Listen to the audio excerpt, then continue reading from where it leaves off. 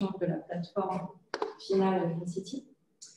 Ensuite, Julien du CEREMA et Johan de la métropole du Grand Nancy vont parler du retour sur la plateforme et l'utilisation par la métropole du Grand Nancy et les bénéfices de la végétation urbaine dans le contexte de réchauffement climatique. Et ensuite, on fera un petit retour sur le projet, donc avec les avancées par rapport à l'existant et les limites. Donc ce midi, pause repas de 2 heures, selon comment on dépasse peut-être un petit peu moins de 2 heures. On reprendra à 14 heures avec la réunion technique. Donc peut-être que ça n'intéressera pas tout ici. Là, ça ne déroule plus sur le partage. C'est vrai? Oui. C'est figé. Là, ça ne marche toujours pas. D'accord. Il y a des partages et des partages. Your screen sharing is closed. Peut-être partager l'application, peut-être partage ton écran. Oui, mais du coup, ça ne va pas faire tout ça. Donc, je vais cliquer sur l'écran et je vais. Là, c'est bon? Oui, là, la petite. Voilà, son écoute, c'est bon. Ok. Donc, cet après-midi, réunion technique. Donc, ça n'intéressera sûrement pas tout le monde. Donc, il n'y a pas de souci si vous venez pas cet après-midi. Là, on détaillera plus la méthode. Ensuite, on parlera de validation des résultats, donc notamment avec Franck qui est ici en stage pour cette partie-là. Et on parlera de reproductibilité, puisque pour l'instant, on a développé la méthode sur Nancy uniquement. On verra comment la reproduire ailleurs. Et puis, on a une petite session de questions. Voilà, donc on va commencer tout de suite avec Christelle. Du coup, tu veux que je partage tes slides, Christelle? Je peux le faire. Je vais partager si c'est OK pour toi. Si ça fonctionne, je vais tenter. OK. Vas-y, ouais, ce sera plus simple, vu comment j'ai du mal.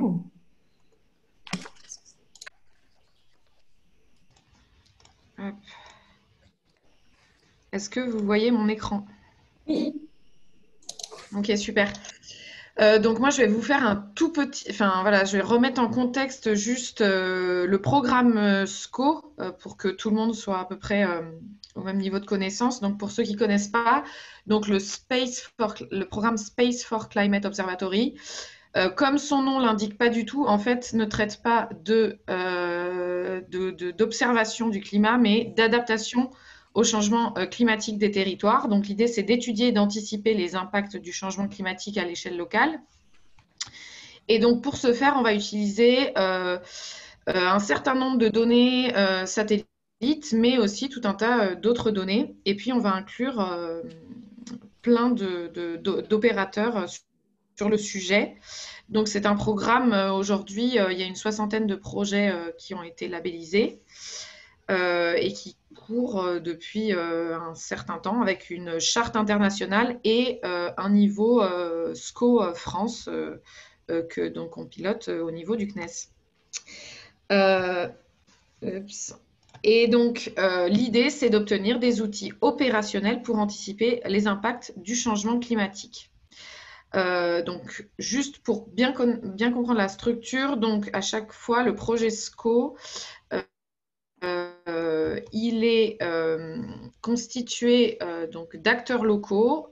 Donc, dans notre cas, à Green Urbansat, donc c'était la métropole du Grand Nancy pour qu'on ait dès le départ, enfin dans la mesure du possible, l'expression des besoins locaux pour partir vraiment des besoins des collectivités. L'expertise technique et scientifique qui vient de la communauté scientifique. Donc là, on avait le LIV A2S, donc c'est un labo à Strasbourg qui s'occupait d'une partie de la fabrication des données, on va dire. Et ensuite, les entreprises innovantes, réponse industrielle et opérationnelle, donc CEREMA et Terranis, qui, eux, vont mettre en œuvre la solution opérationnelle. Voilà, donc l'idée, c'est de travailler avec tous ces acteurs depuis le début. Alors, ça n'a pas forcément été possible, il y a eu pas mal de turnover côté Nancy, mais voilà, l'idéal, c'est ça.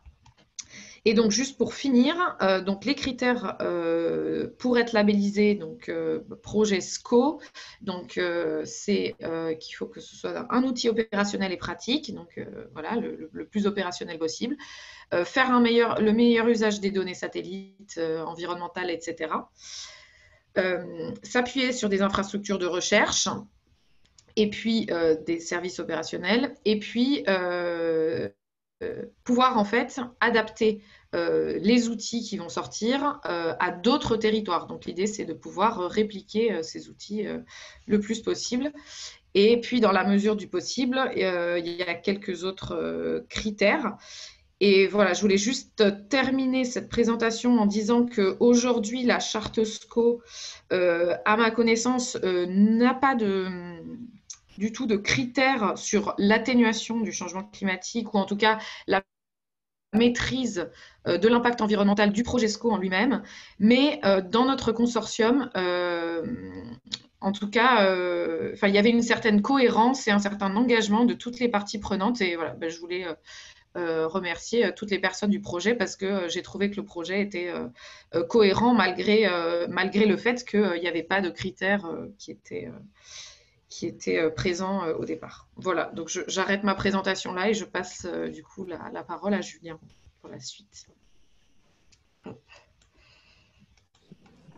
Tu partages, je partage. Alors, je partagerai pas de slide pour cette partie-là. Donc bonjour à tous. Juste un petit mot d'introduction en fait au niveau de ce projet qui sera détaillé dans les présentations à venir.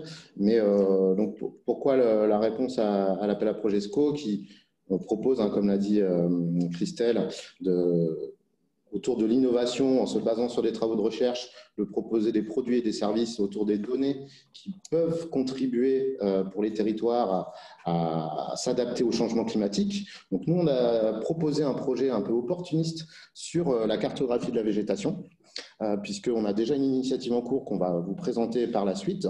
L'idée étant pour les collectivités d'avoir justement des bases de données un petit peu plus fines, notamment sur le périmètre urbain, où dans le cadre d'un travail préparatoire en fait à ce projet SCO, on avait fait un peu un état de l'art des bases de données de la végétation qui existaient, justement pour faire du diagnostic territorial, pour éventuellement alimenter des modèles, alimenter des approches, pour évaluer justement la capacité de la végétation à contribuer à l'adaptation au changement climatique, mais aussi la capacité de la végétation à s'adapter.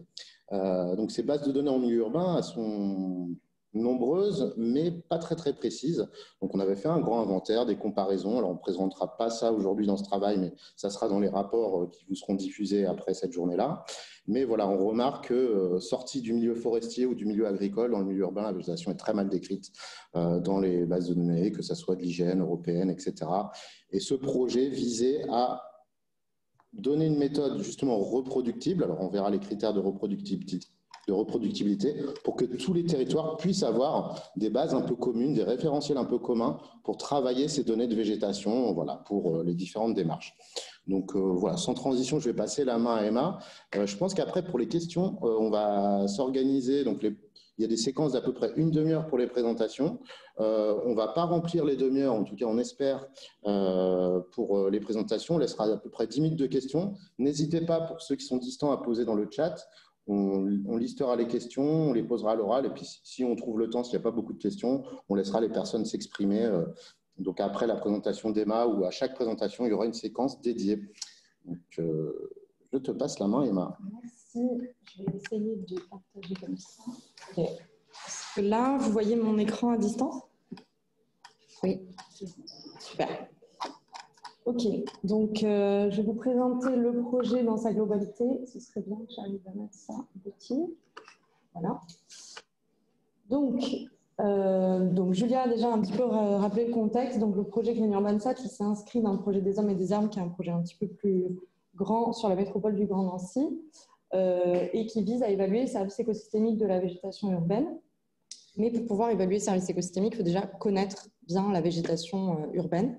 Donc, il y a besoin de cartographie précise, détaillée de cette végétation, sachant que voilà, ce qui existe aujourd'hui, ce que tu as dit précédemment, à l'échelle locale, il existe des cartographies très précises, mais elles sont vraiment basées sur des mesures terrain, donc elles sont très hétéroclites et elles ne sont pas forcément présentes partout. Et à grande échelle avec le satellite, il y a par exemple les données Copernicus, mais qui sont trop basse résolution et qui ne permettent pas de décrire finement la végétation. Donc, nous, on proposait de développer ça. En se basant sur des images satellitaires Pléiades, donc à très haute résolution spatiale. Pour résumer en gros le projet, donc c'est un projet financé par le SCO, on l'a déjà dit, qui a été aussi labellisé par le pôle Fibre Énergie Vie et le Booster Inespace. Donc c'est un projet qui a duré 2 ans, qui a commencé en avril 2022 et qui se termine aujourd'hui, avec un budget de 360 000 €, dont 170 000 € du SCO et 190 000 € de financement propre. Et on a eu aussi un financement supplémentaire par le projet des Hommes et des Arbres, qui lui est financé par la Banque des Territoires et l'OFB. Donc on remercie tous ces financeurs évidemment. On a eu pour ce projet un CDD de 21 mois à temps plein, donc c'était Mathilde Segaud qui est partie au mois de décembre, qui a fait un gros travail sur la partie implémentation informatique, traitement SIG. Et les partenaires du projet, donc on vous les a déjà présentés, donc le SCO, le CEREMA, donc on a le CEREMA à la fois Occitanie, donc nous, pôle satellitaire qui pilotons le projet, qui avons développé la méthode SIG, le CEREMA Est, Nancy, avec Julien, qui a développé le référentiel de la végétation. Le LIF, qui n'a pas pu être présent aujourd'hui, c'est Anne Puissant, qui était là pour son expertise sur l'imagerie satellitaire et sur les modèles numériques de surface. Donc la société Terradis, représentée par Céline et Nicolas aujourd'hui, et la métropole du Grand Nancy, représentée par Johan. Voilà. Au niveau des données d'entrée, on s'est basé sur des images Pléiades. On a pris des images multitemporelles, donc au début on était parti sur 5 images par an, donc pour avoir une image par saison, pour voir l'intérêt de la saisonnalité. Et multi-angulaires, donc ça c'est pour pouvoir avoir du MNS derrière. Donc on a pris des images tristéréoscopiques. Donc MNS, pour ceux qui ne connaissent pas ces modèles numériques de surface, c'est ce qu'on peut dériver de l'imagerie satellitaire tristéréoscopique. C'est un modèle 3D. Et on s'est aussi appuyé sur des données auxiliaires, donc locales, nationales et globales, pour pouvoir ensuite valider nos résultats. Et pour l'apprentissage. Donc la méthode, en gros, le référentiel, peut-être tu veux le présenter, Julien ? Oui, donc l'idée c'était d'avoir un niveau de description de la végétation, donc imposé, réfléchi en amont, en fait, qui réponde à l'évaluation environnementale à partir de ces données-là. Donc en fait, si on regarde à gauche, déjà le principe était de discriminer la végétation par rapport à sa morphologie. Donc on va dire qu'au mieux, ta souris. Au mieux, dans les bases de données existantes, en fait, on décrit la végétation selon des strates verticales, donc des couches. Et en général, il y a 3 couches, 2 ou 3, qu'on peut différencier en strates herbacées, strates arborées. Voilà, c'est la façon un peu classique de décrire la végétation dans la base de données. Dans certaines classifications, on trouve la strate arbustive qui est un petit peu intermédiaire et intéressante parce que différencier la strate arborée d'arbustive, voilà, elles ne sont pas constituées pareil, elles n'ont pas les mêmes fonctions. Et on a décidé de proposer aussi une description en strate mixte, c'est-à-dire une strate un peu composite, où à partir d'une certaine granulométrie, on n'arrive pas à différencier vraiment dans l'espace si la constitution est franchement des arbres, franchement de la pelouse, etc. Et l'objet, enfin l'apport vraiment du projet était de passer à un niveau, on va dire, plus fin.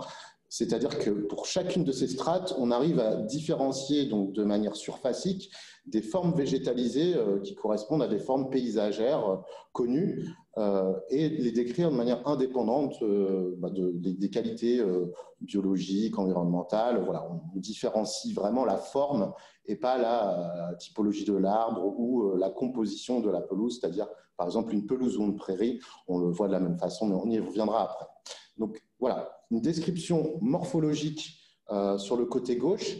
Et l'idée aussi, c'était d'avoir une différenciation de ces formes par rapport à leur ancrage territorial. C'est-à-dire que pour faire une évaluation des services écosystémiques, l'idée, c'est de savoir si, on va dire que vu de haut, un alignement et une haie d'arbres peut être décrite de la même façon, mais si l'alignement est en ville, il ne va pas rendre la même fonction qu'une haie qui va être en milieu agroforestier. Donc l'idée, c'était de croiser cette description sous forme de paysage avec cette description sous forme de morphologie pour avoir une matrice de description de la végétation. Voilà. Merci. Donc, au niveau technique, je vais vous présenter rapidement les grandes briques du projet. On y reviendra plus en détail cet après-midi. Donc, à partir de l'image Pléiade, donc au final, on a choisi l'image Pléiade d'été, puisque c'est l'image qui est la plus favorable pour avoir de la végétation qui a son apogée, et puis avoir le moins d'ombre possible aussi, parce que les ombres, on sait que ça perturbe beaucoup. Donc, on fait une extraction de la végétation par classification supervisée. Ensuite, à partir de cette couche végétation, on va distinguer donc les strates verticales, le premier niveau des strates verticales présenté par Julien. Donc, pour ça, on peut s'appuyer sur le MNH Pléiade. On s'est rendu compte que le MNH Pléiade avait beaucoup d'incertitudes, donc on s'est aussi et surtout appuyé ici sur la texture. Donc, la texture, c'est un calcul d'hétérogénéité au sein d'un voisinage de pixels. Et ça permet de bien différencier les strates arborées de herbacées. On y reviendra aussi cet après-midi. Mais en gros, ici, on a décidé de privilégier la texture sur les images Pléiades. Mais ensuite, si on a un MNS plus précis, par exemple le LIDAR HD, on peut se baser uniquement sur la hauteur. La troisième étape, c'est de distinguer les formes horizontales. Donc, c'est le niveau plus précis. Donc, c'était par exemple arbre isolé, boisement, alignement d'arbres. Donc ça, c'est avec des méthodes d'analyse spatiale et de traitement d'image. Et puis pour la partie herbacée, on a différencié prairie et culture sur la base IOTA 2, sur la chaîne IOTA 2 du CESBio, donc avec des images Sentinel-2. Parallèlement à tout ça, on détermine le paysage.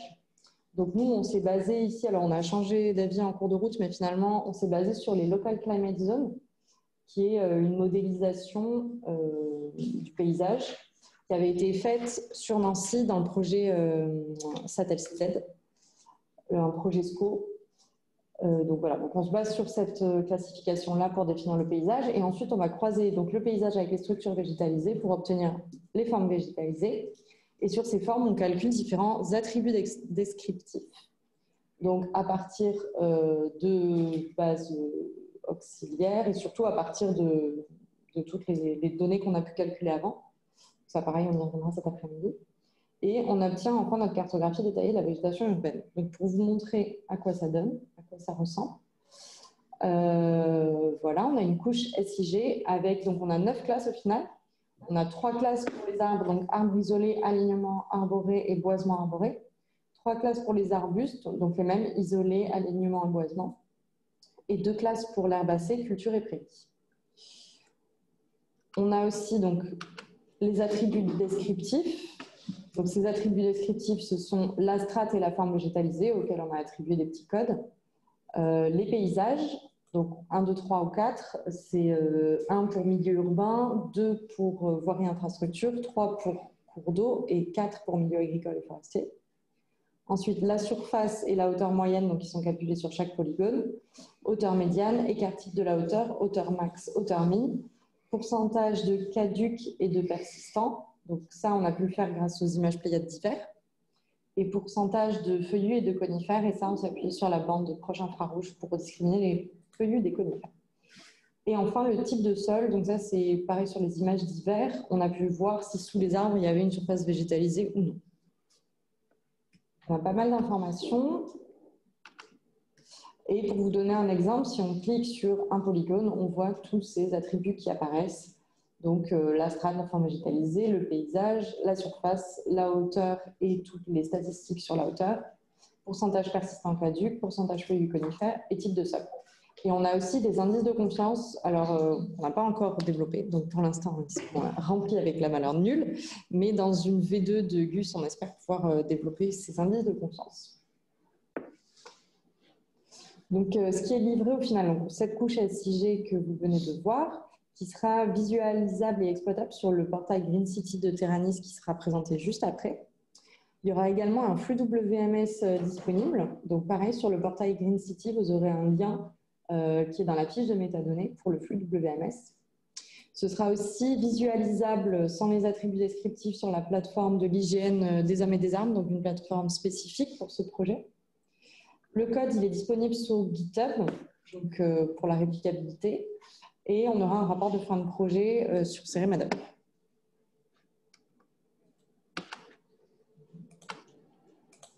Est-ce que c'était tout de suite là? Je vais reprendre juste l'ordre du jour. Ok.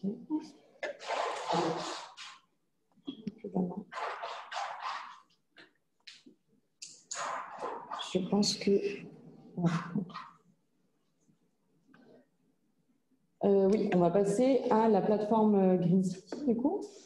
Donc, je vous laisse... Il y a une question de la Ah oui, est-ce qu'on fait les questions maintenant? Oui, on a le temps. Je pense qu'on est... Il y a une question sur la forme des polygones. Est-ce qu'ils sont prédéfinis ou est-ce que c'est une saisie manuelle? Non, ce n'est pas du tout une saisie manuelle. Les polygones, en fait, ils sont obtenus, enfin ça, on en parlera plus précisément cet après-midi. Les polygones sont obtenus donc, à partir de la couche raster. On fait plusieurs étapes de traitement et au final, on a une couche vectorielle. Et cette couche vectorielle, elle est définie à partir des bords des pixels, mais comme on fait une simplification, on ne voit pas les bords des pixels, mais du coup, on obtient des formes complètement aléatoires. Si ça répond à la question. Oui, enfin, oui, ma question, j'ai pas trop entendu puisque ma connexion, pardon, n'est pas bonne. Oui, c'est le résultat de l'identification de la masse végétale, c'est ça? Oui. Ok. Oui. Oui, je peux même pas lancer ma caméra, alors c'est pas grave. Pas de souci. Merci. Est-ce qu'il y a d'autres questions? On a encore 5 minutes. Sur la précision, sur la hauteur des arbres, est-ce que les pelouses synthétiques sont différenciées? C'est une autre question du coup. C'est la même personne qui a posé 3 questions. D'accord. Alors, la personne peut peut-être poser sa question directement à l'oral pour tester. Oui, je ne sais pas si on m'entend. Bonjour. Bonjour. Bonjour, Pierre Sica. Oui, j'avais une question sur la précision, s'il y avait une validation de terrain justement sur la hauteur des arbres. Alors, c'est une très bonne question. Justement, la hauteur des arbres, comme elle est dérivée du MNS Pléiade, on sait qu'il y a une forte incertitude de 1 à 2 mètres. Donc, sur la moyenne, on peut estimer qu'on est assez bon, mais par pixel, c'est quand même pas très précis. Validation là-dessus, pour l'instant, non, mais c'est prévu avec notamment le LIDAR, puisque la métropole du Grand Nancy a fait des acquisitions LIDAR en 2020. Donc, on va valider ces hauteurs avec le LIDAR. Et surtout avec du relevé de terrain qu'on va mettre en place. Justement, on a déjà commencé à mettre un protocole de relevé en place et on va faire des campagnes justement ce printemps-été pour valider, alors par zone, hein, si on commence à valider toute la métropole, c'est pas jouable, mais on va valider par zone, un peu différencier justement cette hauteur. Parce que la hauteur LIDAR est plus précise, mais ça reste de la mesure à distance, donc pas la réalité, et on va confronter ça avec de la réalité. Donc à la fois du relevé terrain et à la fois les bases de données justement du service espace vert de la métropole du Grand Nancy qui dispose dans ses bases justement de relevés de hauteur. C'est par classe de hauteur, mais c'est déjà plus proche de la réalité puisque c'est fait par des agents qui se déplacent dans leur campagne justement de gestion et d'identification des abattages à réaliser, etc. Et comment prendre en compte les lagages? Ça va être la problématique. On n'en est pas à ce niveau-là. Et voilà. Après, est-ce que vous arrivez à dissocier les pelouses synthétiques? Parce que vous cartographiez un peu les espaces verts. Est-ce que vous pouvez dissocier les pelouses synthétiques? Oui. Les pelouses synthétiques, on ne les voit pas, si tu veux, elles n'apparaissent pas sur le début. Donc, on ne cartographie pas. En fait, en amont, il y a la création d'un masque de végétation qui repose sur la production d'un NDVI. Ce NDVI, il est proportionnel en fait au taux de chlorophylle, à la réponse chlorophyllienne contenue dans les plantes. Du coup, une pelouse synthétique ne sera pas représentée. Il me semble qu'il y en avait quelques-unes qui étaient mal détectées. Mathilde, je pensais que Mathilde. Je pourrais t'en montrer. Oui, bah ce sera. Oui, les stades synthétiques. Tu peux en montrer ça? Je vais faire un petit zoom pour. Ouais, ok. Super. Non, ça ressort pas. Et comme vous travaillez avec la signature texturale, je me posais la question pourquoi ne pas différencier les espèces végétales qui sont quand même la caractéristique la plus importante pour l'évaluation des services écosystémiques? Parce que vous avez tout le matériel pour. Non. Pas une définition de 0,5 mètres. C'est trop, pour différencier les espèces, c'est trop, ça faudrait descendre sur une résolution encore plus fine. Aujourd'hui, avec Pléiade, on arrive à dissocier les essences dominantes. Non. On arrive à dissocier conifères caduques, mais on n'en est pas du tout aujourd'hui avec télédétection, avec des images Pléiades, avec de l'hyperspectral au milieu urbain peut-être, mais on n'en est pas du tout à détecter des essences. On peut le faire via des images Pléiades. Ben, j'aimerais bien voir ça. Je pense que, monsieur, vous êtes la personne qui gérait le projet Green Space, non? C'est ça, oui. Nous, on arrive, et ça a été publié même avant, ça a été fait aussi dans le cadre d'études couplées avec le CEREMA, où on peut dissocier avec Worldview ou Pléiades les essences dominantes, j'entends. Hein. Vous n'allez pas dissocier les essences exotiques. Des masses, donc c'est pas milieu urbain, donc des masses de... Et on l'a fait avec Aix-en-Provence, Valencia, Bucarest, c'est fait, ça peut être fait.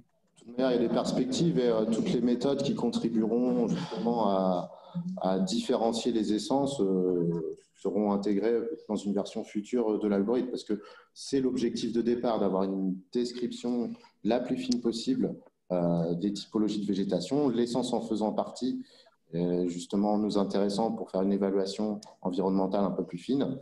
S'il y a des méthodes qui sont un peu plus à jour pour améliorer la nôtre. On a publié, moi ce qui m'intéresserait, c'est justement de coopérer pour voilà, qu'on couple les deux projets pour appliquer notre approche sur, par exemple, vous pourrez l'appliquer sur Nancy, sur le Grand Nancy. Oui, c'est ouvert. De toute manière, on aura une discussion sur les perspectives un peu plus techniques dans l'après-midi. Je ne sais pas si vous assistez, mais on pourra l'aborder. Non, je ne saurais pas, mais n'hésitez pas à me contacter. Ça serait bien voilà, qu'on applique l'approche. Étant donné que ce sont deux projets SCO, oui, on avait déjà échangé auparavant sur les possibilités d'interagir sur ces deux projets. Donc oui, ce serait très intéressant de pouvoir collaborer derrière. Oui, il n'y a pas de souci. Ouais, avec plaisir. Il y avait d'autres questions ou pas? Oui. Je voulais juste rebondir sur la titre. Deux choses. J'avais une question sur l'incertitude. J'arrive après, juste par rapport à la différenciation des espèces. Faut que je parle plus fort. Oui. Voilà. Ouais, par rapport à la différenciation des espèces, Worldview, je ne sais pas ce qui a été utilisé, mais ce n'est pas non plus les mêmes bandes. On n'a que 4 bandes. Oui, il y a ça aussi. Donc je suis un peu aussi, j'aimerais bien voir les résultats de cette étude avec des données Pléiades. Ma question portait sur l'incertitude du calcul du MNH. Est-ce que c'est parce qu'on a un milieu urbain, donc on a une hauteur d'arbre moyenne par rapport à une forêt en général plus basse, donc du coup on va être limité, c'est vraiment la limitation de la résolution Pléiade, c'est-à-dire qu'avec du 30 cm, tristéréo, donc je ne sais pas quelle est la capacité de Pléiade. Alors justement, après le futur Co3D. Oui, alors on en parlera cet après-midi, on va détailler ça. Justement, on a fait des tests avec Pléiade Néo, effectivement le MNH c'est beaucoup plus précis, donc on arrive mieux à discriminer les strates. Mais oui, c'est uniquement une histoire de résolution. On a utilisé CARS, le logiciel CARS du CNES, voilà, pour dériver le MNH. Il y a quand même des fortes incertitudes.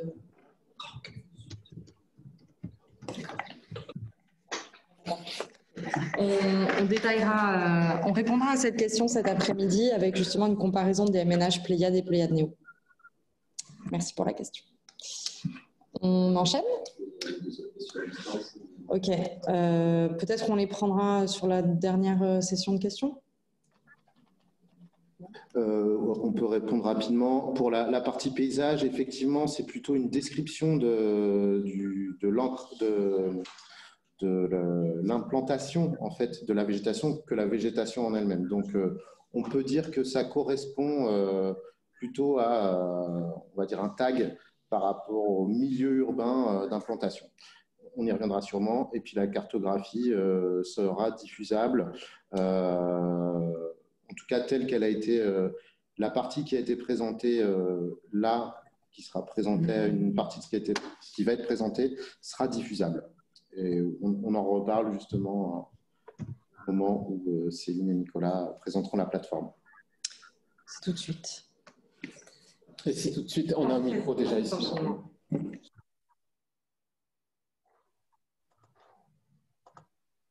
Partage Colombier, ça devrait être bon. En fait. Partager. Moi, je vais Je vais juste faire une petite introduction là pour présenter un petit peu le rôle de Terranis dans ce SCO et après Céline nous présentera la plateforme. Donc nous, on est arrivé en deuxième phase de ce projet, une fois qu'en fait toute la donnée végétation brute, on va dire, a été produite par le CEREMA. Nous, on est là pour la traiter et en fait calculer toute une palette d'indicateurs thématiques à l'échelle de la métropole du Grand Nancy. Donc, on a produit des indicateurs à différents niveaux d'analyse. Ça a été à la fois la maille hexagonale, vous le verrez un peu plus en détail tout à l'heure, les îlots morphologiques urbains de l'Urban Atlas, les DIRIS, les communes, et après des synthèses à l'échelle vraiment de la métropole, que ce soit au niveau de l'enveloppe urbaine de la métropole ou alors la métropole dans sa globalité. Donc, on a produit différents indicateurs, donc à la fois tous les indicateurs en gros qu'on a pu produire grâce aux données à partir des données produites concernant la végétation. Donc, des indicateurs concernant les strates de végétation, des indicateurs concernant les formes de la végétation, donc arbres isolés, alignement, boisement, etc. Des indicateurs concernant les paysages également et aussi concernant la hauteur de la végétation. Donc pour faire ça, donc, on a mis en place des chaînes de production parce que le rôle de Terranis aussi dans tout ça, c'est d'industrialiser l'ensemble de tous ces process. En fait. Donc on a des chaînes de calcul automatique qui permettent de produire et d'injecter tous ces indicateurs dans les différents niveaux d'analyse. Voilà, on prend aussi en main, bien sûr, la chaîne de production qui a été produite là par le CEREMA concernant la classification de cette végétation. Et enfin, bien sûr, on est sur le volet valorisation de toutes ces données, c'est-à-dire créer une plateforme pour valoriser, prendre en main tous ces jeux de données sans être un spécialiste en géomatique. Assez facilement, vous allez voir qu'on peut naviguer dans tous ces jeux de données spatialisés, voilà, et synthétiser un petit peu toute cette information à l'échelle de la métropole. Voilà, je vais laisser la main à Céline qui va vous présenter un petit peu la plateforme. Donc, comme l'a dit Nicolas, l'enjeu était pour nous double. Premièrement, de mettre en scène les données qui ont été produites par le CEREMA et ensuite de calculer des indicateurs pour la métropole du Grand Nancy.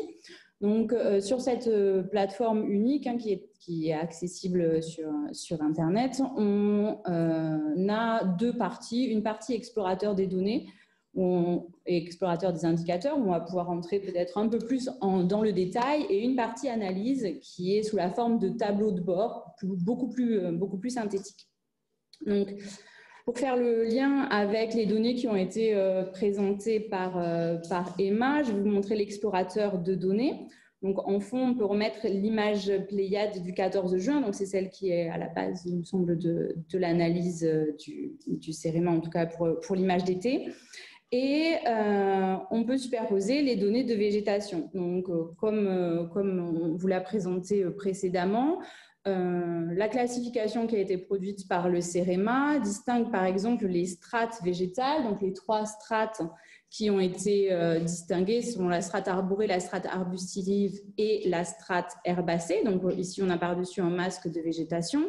Pour répondre à la question de tout à l'heure, par exemple, si je zoome ici, alors le temps que ça s'affiche entre mon écran et le vôtre, on a bien ici, on voit les pelouses synthétiques au centre qui ne ressortent pas dans le masque de végétation, alors que les pelouses naturelles des stades là, sur le côté, elles, ressortent dans le masque de végétation. Donc ici, donc, cette distinction en trois strates, donc sur toute la métropole. Je suis désolée parce que je fais partage de connexion avec mon téléphone, alors ça, c'est un peu limité. Les formes végétales, donc cette classification qui est beaucoup plus fine, qui distingue les arbres isolés, les alignements d'arbres, les boisements arborés, les arbustes isolés, etc. Si je zoome sur le centre, je peux cliquer sur le polygone ici de végétation et dans le petit onglet à droite apparaissent les différentes statistiques qui ont été calculées, que vous a présenté Emma. Donc ici, on est sur de la végétation arborée, sur un boisement arboré. Le paysage qui a été associé à cette forme est un paysage de milieu agricole et forestier. Le type de sol dessous la canopée est une surface non végétalisée. La superficie de ce polygone, mais aussi les différentes statistiques de hauteur, moyenne, médiane et maximale. Et ce qui caractérise la végétation, la canopée ici, le taux de persistant et donc de caduc et le taux de feuillus et inversement de conifères. On a aussi des informations, mais plus sélectives, sur les polygones herbacés, où là, on n'a pas toutes les statistiques qui sont liées, par exemple, à la hauteur. Donc, la troisième information, la troisième donnée produite par le CEREMA est cette classification en termes de paysage. Et donc, avec le milieu urbanisé, voirie, infrastructure, étendue d'eau, milieu agricole et forestier. On a rajouté aussi dans l'explorateur deux données, ce qu'Emma vous présentait, qui est le modèle de hauteur de canopée, qui a servi de base. Donc, c'est le modèle de surface, moins le modèle numérique de terrain, pour obtenir la hauteur de la végétation. Donc, dans cet explorateur de données, ce sont les données brutes ici produites par le CEREMA. Et parce que la question a été posée tout à l'heure, on retrouve ici le lien vers les métadonnées. Et du coup, je ne sais pas si... Voilà, je vais faire comme ça. Vers la fiche de métadonnées qui décrit la méthodologie dans ces grandes lignes, mais aussi le lien WMS qui permet d'accéder à la couche. Ah oui, bien sûr, ça ne fonctionne pas. Alors, excusez-moi, je vais fermer l'onglet, ça a enlevé mon partage en entier. Je le refais et je vais faire comme ça, ça sera plus...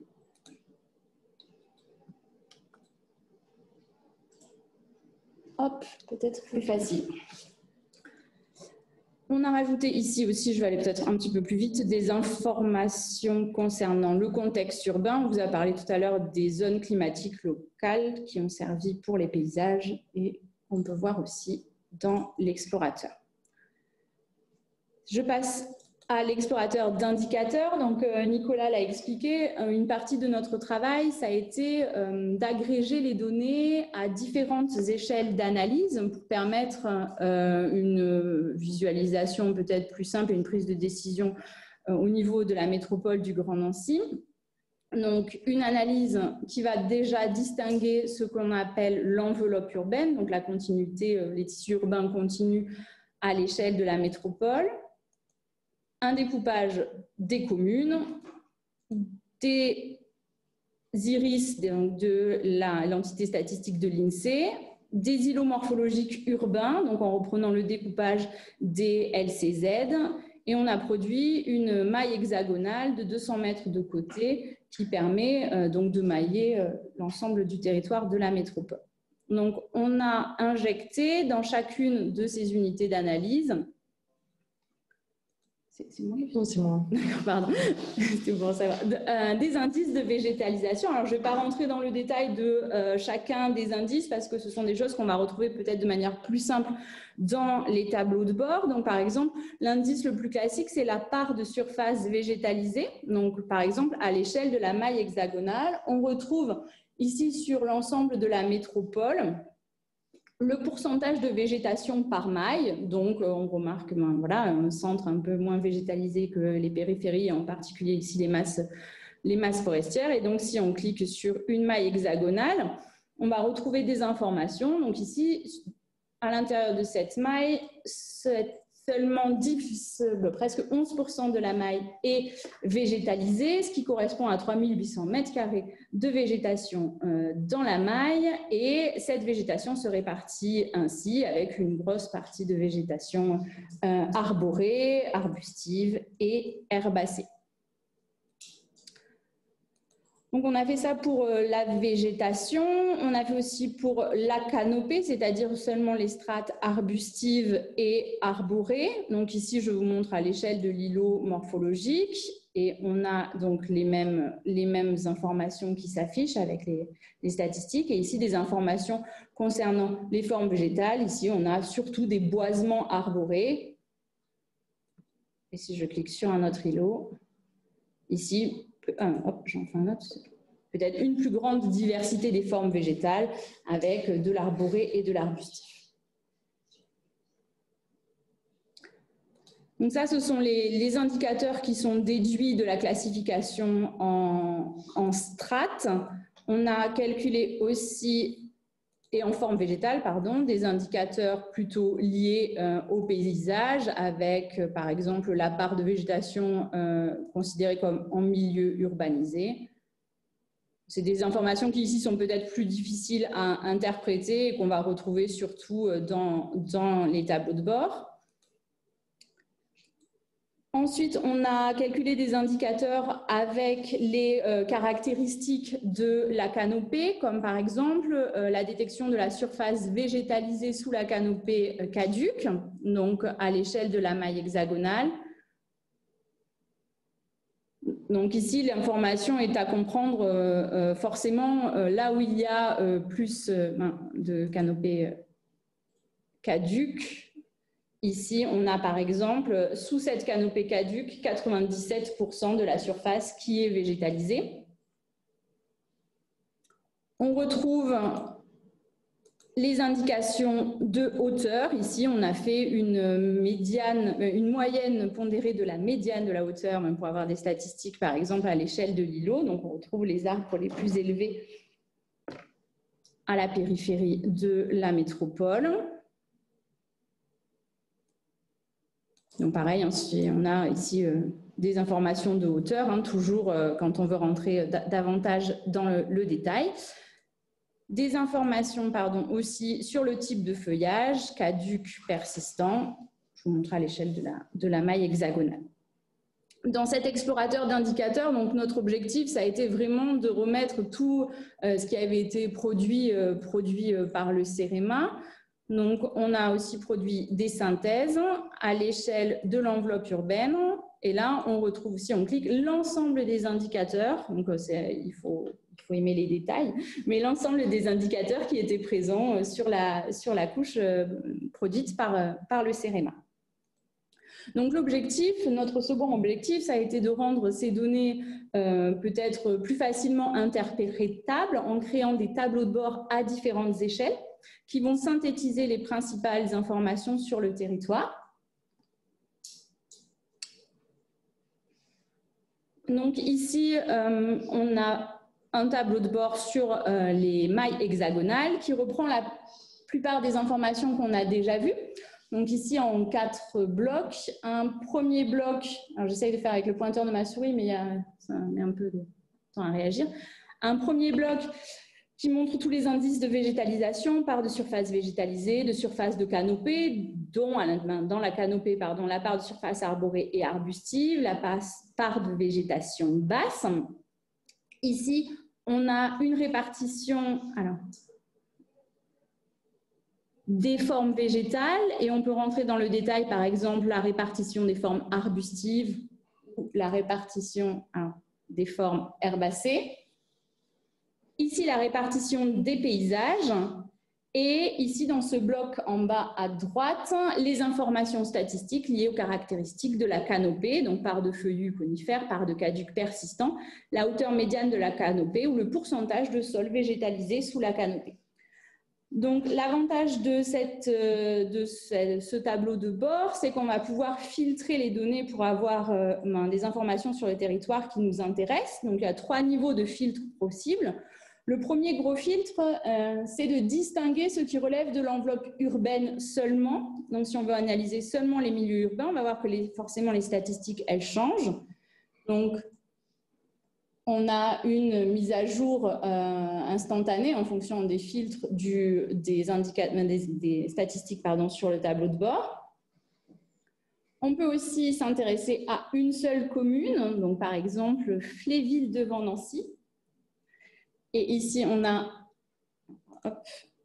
les données qui se mettent à jour pour cette commune. Et on peut, si on veut, je reviens à ma vue initiale, sélectionner seulement une maille hexagonale, ici. Donc, les données se mettent à jour, ou alors, un ensemble de mailles qui peut correspondre par exemple à un territoire de projet, territoire qui m'intéresse particulièrement, et les données se mettent à jour.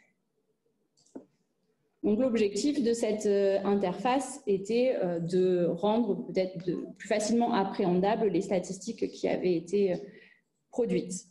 Donc ce tableau de bord, il se décline à différents niveaux d'analyse. On a la même chose pour les îlots morphologiques urbains, avec exactement les mêmes principes de filtre.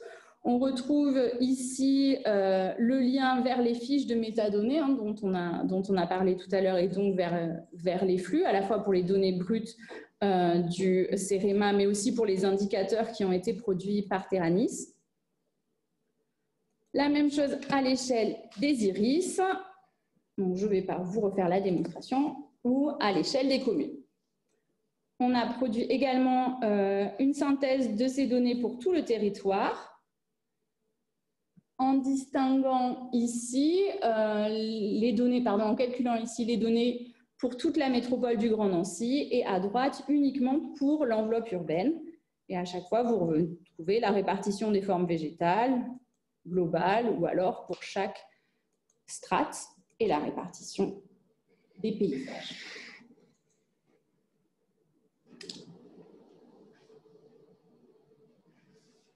Voilà pour moi. Je suis allée un peu rapidement, mais on était dans le timing. Parfait. Vous avez, impeccable. Oui, on a le temps pour des questions. Ouais. Est-ce qu'il y a des questions déjà dans la salle? Oui.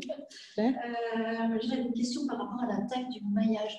Ça a été considéré, je suppose, d'une part par rapport à la résolution du satellite et des données exogènes aussi. Et c'est un besoin aussi de la collectivité, de la métropole, d'avoir cette précision de 200 mètres. Est-ce que plus une résolution plus fine aurait été mieux, mais est-ce que c'est suffisant? C'est là je parle en tant que besoin de... Là, le besoin de la métropole, il reste à confirmer, j'ai envie de dire. Pour l'instant, ce qui sera intéressant, c'est déjà qu'on utilise l'outil et puis qu'on puisse avoir un retour d'expérience sur ce maillage, voir s'il est suffisant, s'il est pertinent, s'il faut descendre en précision, est-ce qu'il faudrait modifier la taille de la maille. À ce jour, je ne suis pas capable de répondre à la question, mais je pense qu'avec une bonne exploitation de l'outil, on serait capable de répondre à cette question d'ici un an peut-être, ou un peu moins. En fait, pour compléter, on a un peu de recul là-dessus parce qu'à Terranis, ça fait quand même pas mal d'années qu'on travaille avec pas mal de collectivités, et cette question est souvent revenue sur le tapis, on va dire 200 mètres. En général, on est autour des 200-250 mètres. Finalement, c'est une bonne échelle. Quand on a l'IMU, on n'a pas besoin d'aller super fin. 200 mètres, c'est un peu l'équilibre. Après, il y a quand même un facteur déterminant aussi sur des grands territoires, par exemple. On ne peut pas produire une maille à 50 mètres. Sinon, après, le côté interactif des plateformes, on va avoir des délais d'affichage, etc. À partir du moment où on passe les 10 000 entités affichées en même temps. Vu qu'on a tout qui est interactif, des calculs automatiques en direct, après, ça ralentirait beaucoup la réactivité des plateformes. Mais 200 mètres, c'est le bon compromis. Ouais. Et là, la surface de la métropole de Nancy, Nancy, on est sur les 300 km², si je ne me trompe pas. 240. Je me mélange les pinceaux entre les coins. Ouais, c'est plus petit. Ouais. Je crois que c'est 240. Oui, j'ai plus le chiffre exact. Et j'ajoute qu'on avait fait un atelier à Nancy en novembre, où on avait justement brainstormé un peu sur ce choix des mailles, etc. Et on avait conclu collectivement que avoir plusieurs mailles, donc l'iris, la commune et puis la maille hexagonale, ça permettait de faire différentes échelles. Donc ça correspondait assez bien à ce que la métropole pouvait avoir besoin. Nous, ce qui nous intéresse, on en reparlera un petit peu après, c'est les territoires de projet ou les périmètres de projet. Ça, c'est intéressant parce que alors, elle a donné très intéressante sur l'approche communale, hein, donc une commune, donc pour pouvoir aussi communiquer à des élus de territoire, hein, des maires, des élus locaux. C'est intéressant d'avoir cette approche communale parce que ça leur donne de la matière pour définir des stratégies. Nous, ce qui nous intéresse en tant que service opérationnel, moi je représente un service aménagement d'espace public. de paysage. Il y a d'autres services dans la métropole qui sont concernés, qui sont intéressés. Et bien évidemment le service de gestion du patrimoine arboré et des espaces verts qui est très intéressé par cet outil et par la démarche. Et puis on a un service d'écologie urbaine également qui est plus en charge de la biodiversité et des trames écologiques. Donc ce sont en gros ces 3 services-là qui sont concernés. Et nous, en tant qu'aménageurs de l'espace public et aménageurs du territoire, nous, ce qui nous intéresse, c'est aussi les captures de mailles, enfin, les assemblages de mailles pour constituer des périmètres de projet, pour savoir, notamment, pour diagnostiquer une situation de départ d'un projet. Je donne un exemple, on peut avoir un périmètre de projet de renouvellement urbain. Le renouvellement urbain, on a une situation de départ qu'on ne maîtrise pas forcément. Donc cet outil-là va nous aider par la capture multimaille qui a été présentée, qui est présentée actuellement. On pourrait avoir des données très intéressantes sur le diagnostic de l'existant, notamment, sur un territoire de projet. Donc ça, c'est... alors, je donne cet exemple-là, mais on a d'autres exemples où on est en charge de l'aménagement parfois d'un quartier ou d'une rue ou d'un espace public, d'une esplanade ou d'un espace parfois très urbanisé, très artificialisé. Et donc, en fonction de l'endroit où on se situe, on ne maîtrise pas forcément la donnée de départ, et donc cet outil-là va nous aider à mieux caractériser notre situation de départ. Est-ce qu'il y a d'autres questions? Sinon, on va prendre les questions dans le chat. Benjamin, tu peux donner une question dans le chat? Oui, il y en a une. Quelle méthode permet de différencier les surfaces cultivées des surfaces en prairie? Alors, je l'ai dit tout à l'heure, on a utilisé la méthode de la chaîne IOTA2 du CESBio qui est basée sur les séries temporelles Sentinel-2. Donc là, c'est des images issues d'un autre satellite qui est plus basse résolution, qui est à 10 mètres. Et à partir de ces séries temporelles, la chaîne arrive à voir, selon la saisonnalité de la végétation, si c'est plutôt quelque chose qui est cultivé ou quelque chose de naturel. Tu réponds. Ouais. Il y avait d'autres questions ou pas? Non, ils avaient d'autres, mais Julien a répondu. Parfait. Merci, Julien. Du coup, on va continuer. Ah, oui. Ah, oui. Est-ce que l'outil serait généralisable au décompte d'arbres? Généralisable au décompte d'arbres. Compter les arbres. C'est isolé peut-être. Aujourd'hui, il y a des outils, même en open source, qui permettent de détecter les arbres à partir d'imagerie très haute résolution, mais ça marche bien pour les arbres isolés. Les alignements, ça va, mais dès qu'on rentre dans les boisements, les massifs avec des canopées continues, c'est encore aujourd'hui très compliqué de compter les arbres dans les massifs. Il y a quand même l'ONERA qui a développé une méthode qui est basée sur le... Sur MLS? Oui. L'extraction des maximums de hauteur.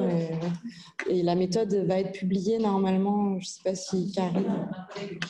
Oui, c'est Sophie. Il y a des choses qui sont... des outils disponibles. Oui. Il faut coupler les méthodes aujourd'hui. Oui. On poursuit? Donc... je voulais juste faire une remarque, Frédéric Bretard. Déjà, je voulais vraiment vous féliciter parce que l'esthétique est remarquable. Hein. Ces tableaux de bord, c'est excellent. Enfin, en tout cas, c'est très joli. Et j'aurais bien aimé avoir, mais je pense que ça va arriver plus tard, le retour de la métropole du Grand Nancy là-dessus. Je serai la métropole du Grand Nancy, je serai absolument ravi d'avoir ce type d'outil. Mais voilà, j'aimerais bien avoir leur retour en fait là-dessus, hein, sur la gestion des espaces verts. Nous, on est ravis, hein, effectivement. On est pionniers et on est site expérimentateur. On est évidemment ravis d'avoir cet outil-là à disposition. Comme je l'ai dit tout à l'heure, c'est encore un peu tôt pour nous pour répondre à cette question-là, parce qu'il va falloir qu'on utilise cet outil et qu'on le confronte à la réalité du terrain aussi. Cet outil, on le voit de deux manières. C'est un outil de diagnostic Mais c'est aussi peut-être les limites de l'outil tel qu'il est aujourd'hui. Peut-être qu'il nous faudra développer des briques pour avoir un outil d'aide à la décision. Je pense à la stratégie d'aménagement. Je pense à si on veut développer un plan canopé, si on veut aménager les espaces publics, on va en parler juste après, et aménager le territoire de manière plus fine. On aura besoin probablement de cet outil. Enfin, voilà, nous, cet outil, on voit deux aspects, à la fois le diagnostic et l'aide à la décision. On va en parler juste après. Mais, nous, on est ravis d'avoir cet outil à disposition. Oui, c'est justement le sujet de la prochaine présentation. Merci Frédéric pour Merci. cette magnifique transition. La prochaine présentation, c'est justement un retour sur la plateforme, sur son utilisation par la métropole. Et puis, parallèlement, les bénéfices de la végétation urbaine avec le réchauffement climatique. Tu veux partager ton écran? Ok, alors, je te laisse partager. Parfait.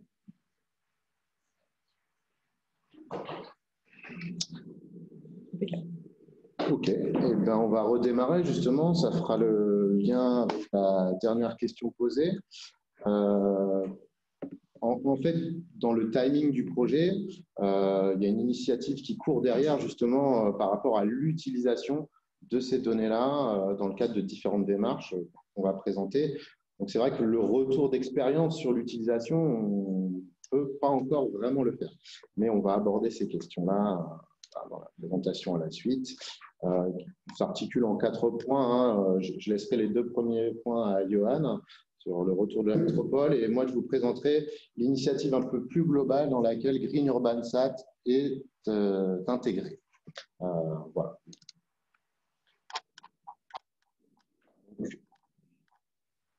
Oui, eh bien, oui, donc on prend la suite, effectivement. Donc, j'en parlais à l'instant, donc un outil de diagnostic territorial. C'est pour nous très important d'avoir cet outil. Alors, on va voir à l'usage comment on peut, comment je dirais, déjà bien l'utiliser, bien le connaître pour avoir une remontée terrain. Donc là, je compte aussi sur mes collègues qui sont services espaces verts, patrimoine arboré, écologie urbaine, aménageurs, notamment pour l'utiliser au mieux, pour essayer peut-être de faire une phase de vérification de la donnée, parce qu'aujourd'hui, on a à disposition des données, des indicateurs, alors on a des surfaces de canopée, on a il faudra les confronter par rapport à la réalité, toutes ces données. Donc, ça peut être intéressant d'avoir ce premier temps de vérification, de confrontation au terrain. Tu l'as dit, Julien, tout à l'heure, par rapport notamment au retour terrain des agents et le fait de pouvoir vérifier que ce soit des hauteurs de strates, que ce soit des densités de canopée, des choses comme ça. Donc, on a, je l'ai dit tout à l'heure, la question des mailles, donc qui est très intéressante parce qu'on va pouvoir jouer entre guillemets sur ces captures des périmètres. Et donc on va pouvoir vérifier, en tout cas on va pouvoir extraire un maximum de données pour nous les utiliser dans nos études et notamment dans les stratégies d'aménagement qui nous sont demandées par les élus. C'est pour ça qu'on a noté échelle de la métropole, échelle de la commune, échelle du projet, rue, îlot, quartier. Et puis, bien sûr, les indicateurs de végétation, comme on a vu depuis le départ. Il y a la question de la densité des boisements qui n'a pas forcément été, que je n'ai pas abordé jusqu'à maintenant. Mais effectivement, cette question-là nous intéresse. Alors, on voit que sur notre territoire, on a une forêt extrêmement dense à l'ouest de notre territoire, de notre petite France. Parce que vous avez remarqué que le territoire de la métropole de Grand-Nancy, c'est la carte de France légèrement problème de projection. Oblique. On pourrait presque se demander où est la Corse. Mais non, voilà, c'était pour la boutade. Et puis, il y a une question, mais on va en reparler juste après. C'est la question des surfaces de canopée par rapport aux surfaces artificialisées. Donc, on a dit, ça a été dit, on a le sol qui est estimé soit sol végétalisé, soit sol artificialisé. Ça demandera vérification ça demandera peut-être d'aller un peu plus loin parce que la nature du sol, mais j'en reparlerai après, c'est intéressant pour nous parce qu'on a aussi dans nos stratégies d'aménagement, on a aussi la nécessité maintenant d'infiltrer les eaux pluviales. On a une particularité sur notre territoire, c'est qu'on a un sol qui est extrêmement argileux en fond de vallée, contrairement au plateau, parce que là on ne le voit pas sur nos cartos, mais on a une topographie extrêmement variée, avec des plateaux. Donc je parlais de la forêt qui est à l'ouest du territoire, c'est une forêt de plateaux. Et puis on a Nancy et je dirais la grande majorité du territoire du Grand Nancy qui est en fond de vallée et qui, donc avec des sols extrêmement argileux. Donc on a dans nos métiers d'aménagement, on a beaucoup de difficultés parfois à faire de l'infiltration, de la gestion intégrée d'eau pluviale. Donc on serait très intéressé pour aller plus loin sur la nature du sol, des surfaces canopées ou des surfaces hors canopées d'ailleurs, qu'on puisse travailler un peu sur cette interaction-là. Alors des questionnements, j'en ai déjà un petit peu parlé. Peut-être si on peut être en capacité d'avoir un outil, alors on est peut-être un peu dans la suite de l'outil aussi, pouvoir identifier ce que j'appelle moi les anomalies végétales, donc c'est-à-dire soit des trous, des discontinuités écologiques, et puis peut-être être en capacité de hiérarchiser ces anomalies pour pouvoir essayer d'identifier, localiser nos priorités en matière d'aménagement pour compenser des manques de végétal et pour enrichir une stratégie d'aménagement, un plan canopé ou un schéma directeur de végétalisation. Être en capacité aussi de comparer la présence du végétal sur l'espace public et sur les îlots privés, parce qu'on pourrait très bien se dire on est sur un espace public extrêmement pauvre en matière de végétation, et être dans un quartier où c'est les îlots privés qui sont extrêmement riches. Donc voilà, essayer d'avoir une approche un peu plus large que la simple question de l'espace public. Donc ça c'est intéressant aussi de pouvoir avoir cette approche-là et de créer peut-être de faire ressortir des différentiels forts par endroit entre le privé très riche et le public très pauvre ou inversement. La nature du sol, je l'ai évoqué à l'instant. Et puis, pourquoi pas, on a aussi un atlas de la biodiversité qui existe aujourd'hui à la métropole du Grand Nancy. Donc, voir comment on peut l'enrichir, le compléter avec toutes ces nouvelles données. Donc ça, ce sera plutôt mes collègues de l'écologie urbaine qui pourraient en parler mieux que moi. Et puis, j'ai appris récemment qu'on allait s'engager dans un atlas du paysage.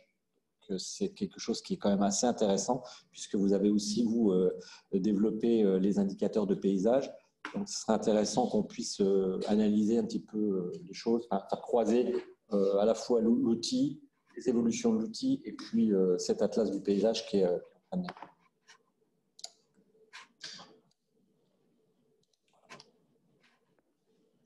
Donc, je te laisse donner un mot sur concrètement voilà, les différentes démarches, même si tu en as parlé avec les deux typologies d'atlas que vous avez en préparation.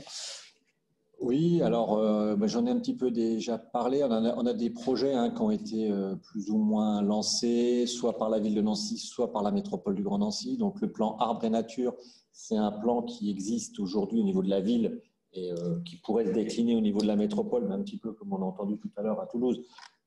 On s'essaye sur un territoire plus petit et ensuite on élargit. Donc, pourquoi pas avoir un outil d'aide à l'élaboration d'un programme d'aménagement, donc c'est ce que je vous dis depuis tout à l'heure, plan canopé, schéma directeur, et puis avoir cette approche aussi de désimperméabilisation, puisqu'on a pas mal de crédits aussi qui nous sont alloués pour désimperméabiliser. Donc c'est aussi l'intérêt pour nous, c'est de pouvoir avoir une approche végétale. La question de l'artificialisation des sols est quand même extrêmement importante. On aura aussi dans les années qui viennent une stratégie zéro artificialisation nette parce que toutes les collectivités sont aujourd'hui au pied du mur sur ces questions-là. Donc, comment on se réapproprie des friches, comment on désimperméabilise et comment on part à la reconquête du territoire dans certains secteurs. Et puis, comment on peut plus finement urbaniser ou en tout cas urbaniser un peu plus intelligemment le territoire. J'ai aussi noté la question des orientations d'aménagement programmé parce que ça, alors tout le monde ne le connaît pas forcément, mais on a notre PLUI qui est en cours d'élaboration, qui sera opérationnel en 2025. Donc là, à partir de maintenant, pendant 1 an, on va être plutôt sur la finalisation de ce PLUI. Et dans ce PLUI, on a des orientations d'aménagement programmé donc sur les secteurs en mutation. Donc, ce qui serait intéressant, c'est qu'on a une OAP qui s'appelle OAP du changement climatique. Et donc, ce serait intéressant peut-être d'aller voir avec mes collègues de l'urbanisme ce qu'on pourrait faire dans ce domaine-là, sachant que cette OAP changement climatique, elle n'est pas encore opérationnelle. Elle deviendra opérationnelle d'ici 1 an à peu près. On pourrait regarder un petit peu ce qu'on peut y faire. Et puis j'avais rajouté un point qui était pour mes collègues de la gestion du patrimoine arboré notamment, pour essayer d'identifier des problématiques assez récentes qu'on a, c'est le dépérissement des arbres liés au changement climatique. On voit que depuis 2 ans, qui sont 2022 et 2023, 2 années extrêmement sèches, on a dû faire face à pas mal de pertes au niveau des plantations. Alors, ça peut être des jeunes plantations qu'on a pu faire ces dernières années, ou alors des plantations d'essence plus anciennes, mais qui ne supportent plus les canicules et le réchauffement. Donc, peut-être avoir aussi à un moment donné un effet de bascule avec une nouvelle palette végétale qu'on pourrait décliner sur la base d'un diagnostic justement satellitaire ou satellitaire et complété par un retour terrain ou une validation terrain. Voilà, essayer peut-être de voir. Tout à l'heure, il y avait une question sur est-ce qu'on est capable d'identifier un arbre ou un alignement d'arbres. La question, elle se porte aussi sur le dépérissement des arbres. Voilà, je pense que j'en ai terminé. Ok. Je reprends la main justement pour brosser un petit peu les contours du projet dans lequel Green Urban Sat est venu s'intégrer et à compléter. Puisque au départ, hein, tout ce que vient de dire Johan, qui sont des initiatives un peu actuelles de la métropole, on avait imaginé un projet autour de l'évaluation des services écosystémiques rendus par la végétation. En fait, c'est dans ce cadre-là que le projet Green Urban Sat est né. C'était des réflexions qu'on avait déjà depuis 2020 autour de la végétalisation des villes, quels services peuvent être rendus par la végétation à l'échelle de la ville, démarche un peu complémentaire du projet Sésame qui avait été initié à peu près en même temps, qui était là plus sur le choix des essences d'arbres, pour ceux qui sont au CEREMA ou des personnes des collectivités qui assistent peut-être à la présentation, où l'idée était d'avoir l'outil maintenant est utilisé et viable, un outil de gestion justement de son patrimoine arboré et de choix des essences. Là, on était dans une approche plutôt grande échelle sur comment déployer une stratégie de végétalisation en valorisant les services écosystémiques qu'elle peut rendre, plutôt uniquement que la valorisation du foncier, le côté un petit peu politique, plus classique. Là, on s'était dit comment évaluer ces services rendus et justement, on a besoin de meilleures données. Donc, en fait, on a ce cadre de projet qui court jusque fin 2025, alors avec extension possible, puisque la métropole, en tout cas, le territoire Grand Est est financé dans le cadre d'un projet France 2030, territoire d'innovation, qui s'appelle Des Hommes et des Arbres. Donc, c'est le territoire sud-lorrain de Nancy à Épinal, qui déploie une quarantaine d'actions autour de la valorisation de la végétation, au sens large, puisqu'il y a beaucoup de projets autour de la ressource bois-forêt, puisque Grand Est est un territoire, Sud-Lorraine est un territoire très forestier. Et donc, nous, on avait proposé cette action autour de l'évaluation des services écosystémiques plutôt en milieu urbain. Donc, c'est pour ça que la première brique du projet visait à bien documenter déjà la végétation. Donc, pour ceux qui sont intéressés, je vous invite à aller voir en ligne, et puis je pourrais répondre à quelques questions. Nous, on s'intègre dans un axe qui est les services rendus par les arbres, où on collabore avec d'autres actions qui visent plutôt le milieu forestier, donc nous, plutôt le milieu urbain. Avec comme objectif justement de permettre aux aménageurs, gestionnaires d'espaces arborés, tout ce qu'a dit Johan précédemment, d'intégrer la valorisation des services rendus par la végétation dans leur stratégie locale, dans leur programme d'aménagement, jusqu'à la gestion de leur patrimoine arboré. Alors, il y a une question qui est intéressante, complémentaire à la liste des points qu'il y a dessous, c'était justement la contribution de l'espace privé à rendre des services complémentairement à l'espace public que gère la métropole. L'idée, c'est que les bases de données en régie, alors qui ne sont pas réplicables d'une métropole à une autre, sont très documentées pour l'espace en gestion, mais l'espace privé qui rend aussi des services, alors pas que personnes qui habitent à côté, mais à une échelle globale, n'est pas bien pris en compte dans ces bases. Donc déjà, l'apport de GUS aussi était sur ces aspects-là. L'idée, c'était aussi d'avoir justement un bon référentiel de description pour pouvoir construire autour de ces données des méthodes d'évaluation des services écosystémiques à grande échelle, qui est un axe fort du projet, qui est en cours de route, et de développer un outil d'aide à des décisions, donc multi-échelle, multi-critères, multi-services.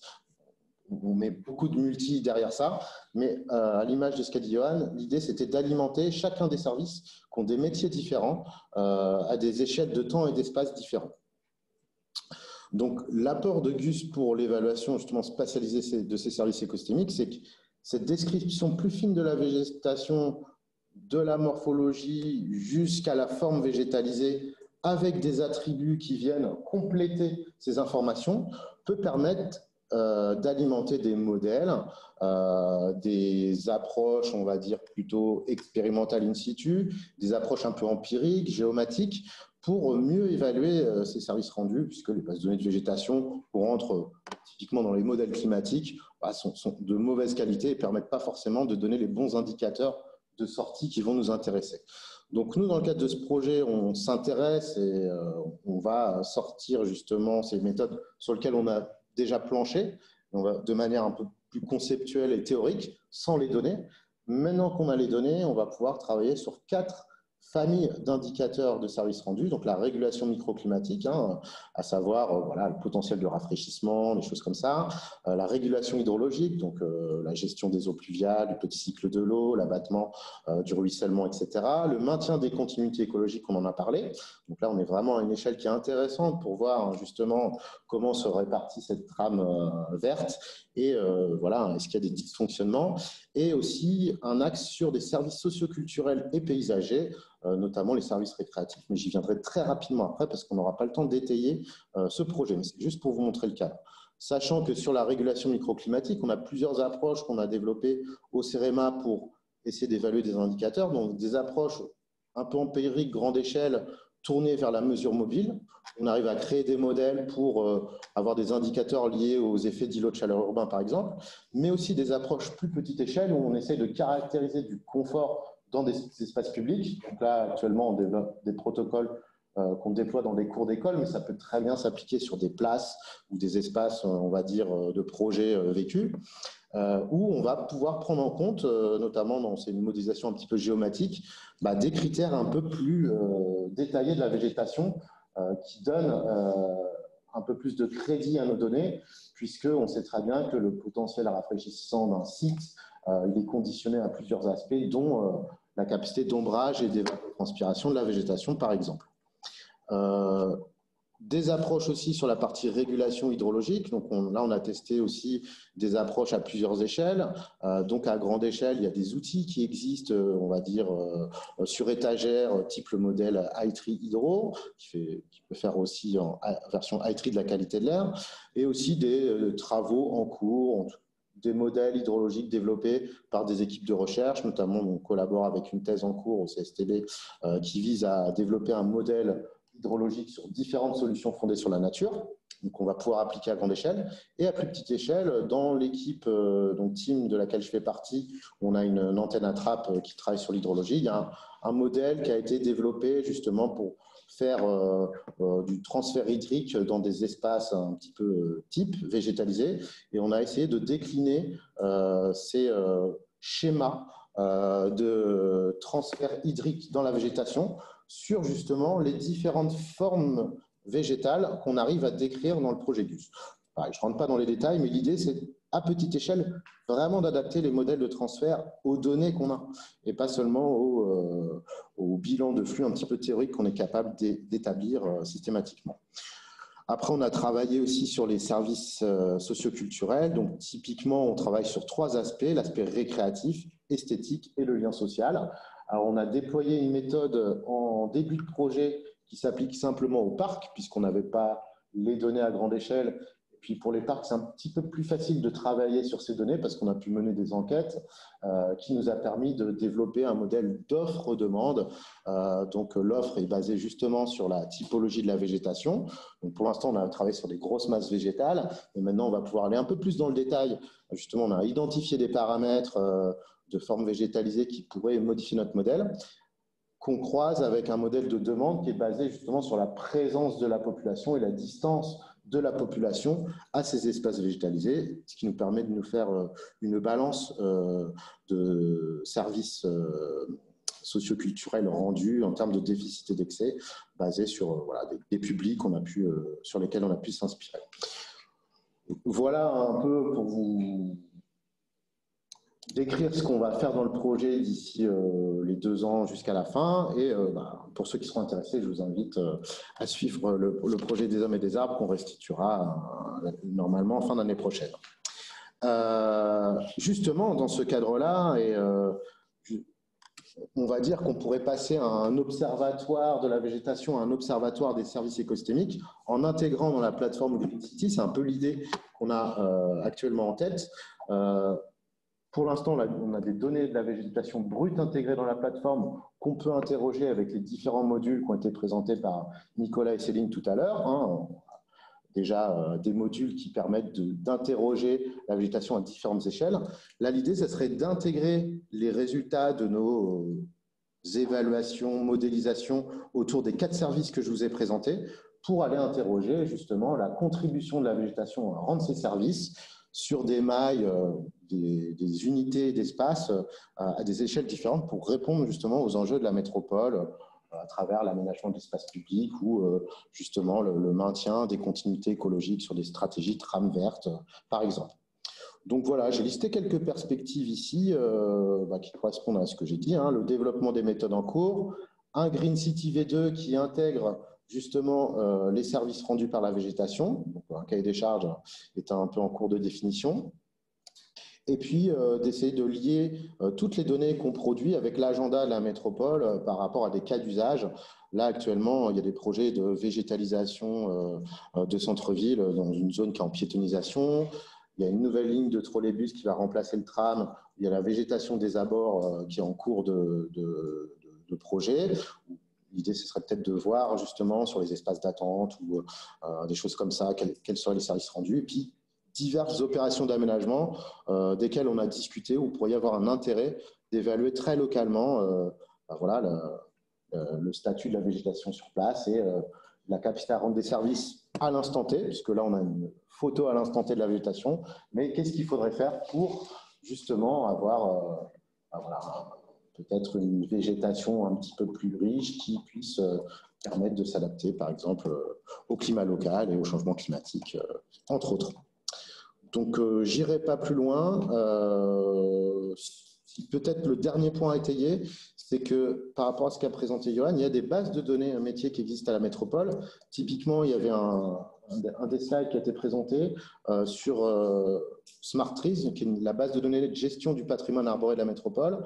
Pour l'instant, c'est des données qui sont issues du relevé terrain des agents, mais elles pourraient être alimentées aussi par des données qui ont été produites justement par GUS pour faciliter peut-être le plan de gestion des arbres à l'avenir.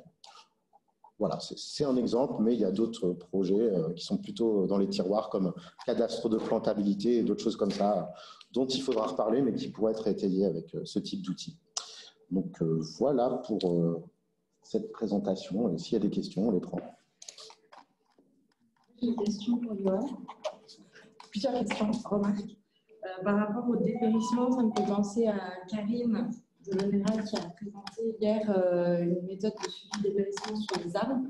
Est-ce que en cours, travaux en cours, tu peux nous en dire 2 mots? Tu parlais de Fornet, qui était un outil qui était plus, je crois, entraîné sur la forêt. Oui. On a regardé un peu des choses plus pour des arbres urbains qui prennent en compte, par exemple, plus de surface imperméable. C'est des choses qu'on est en train de faire, c'est pas encore opérationnel. Ok. Ok. Mais peut-être à l'avenir, ça pourrait être répliqué.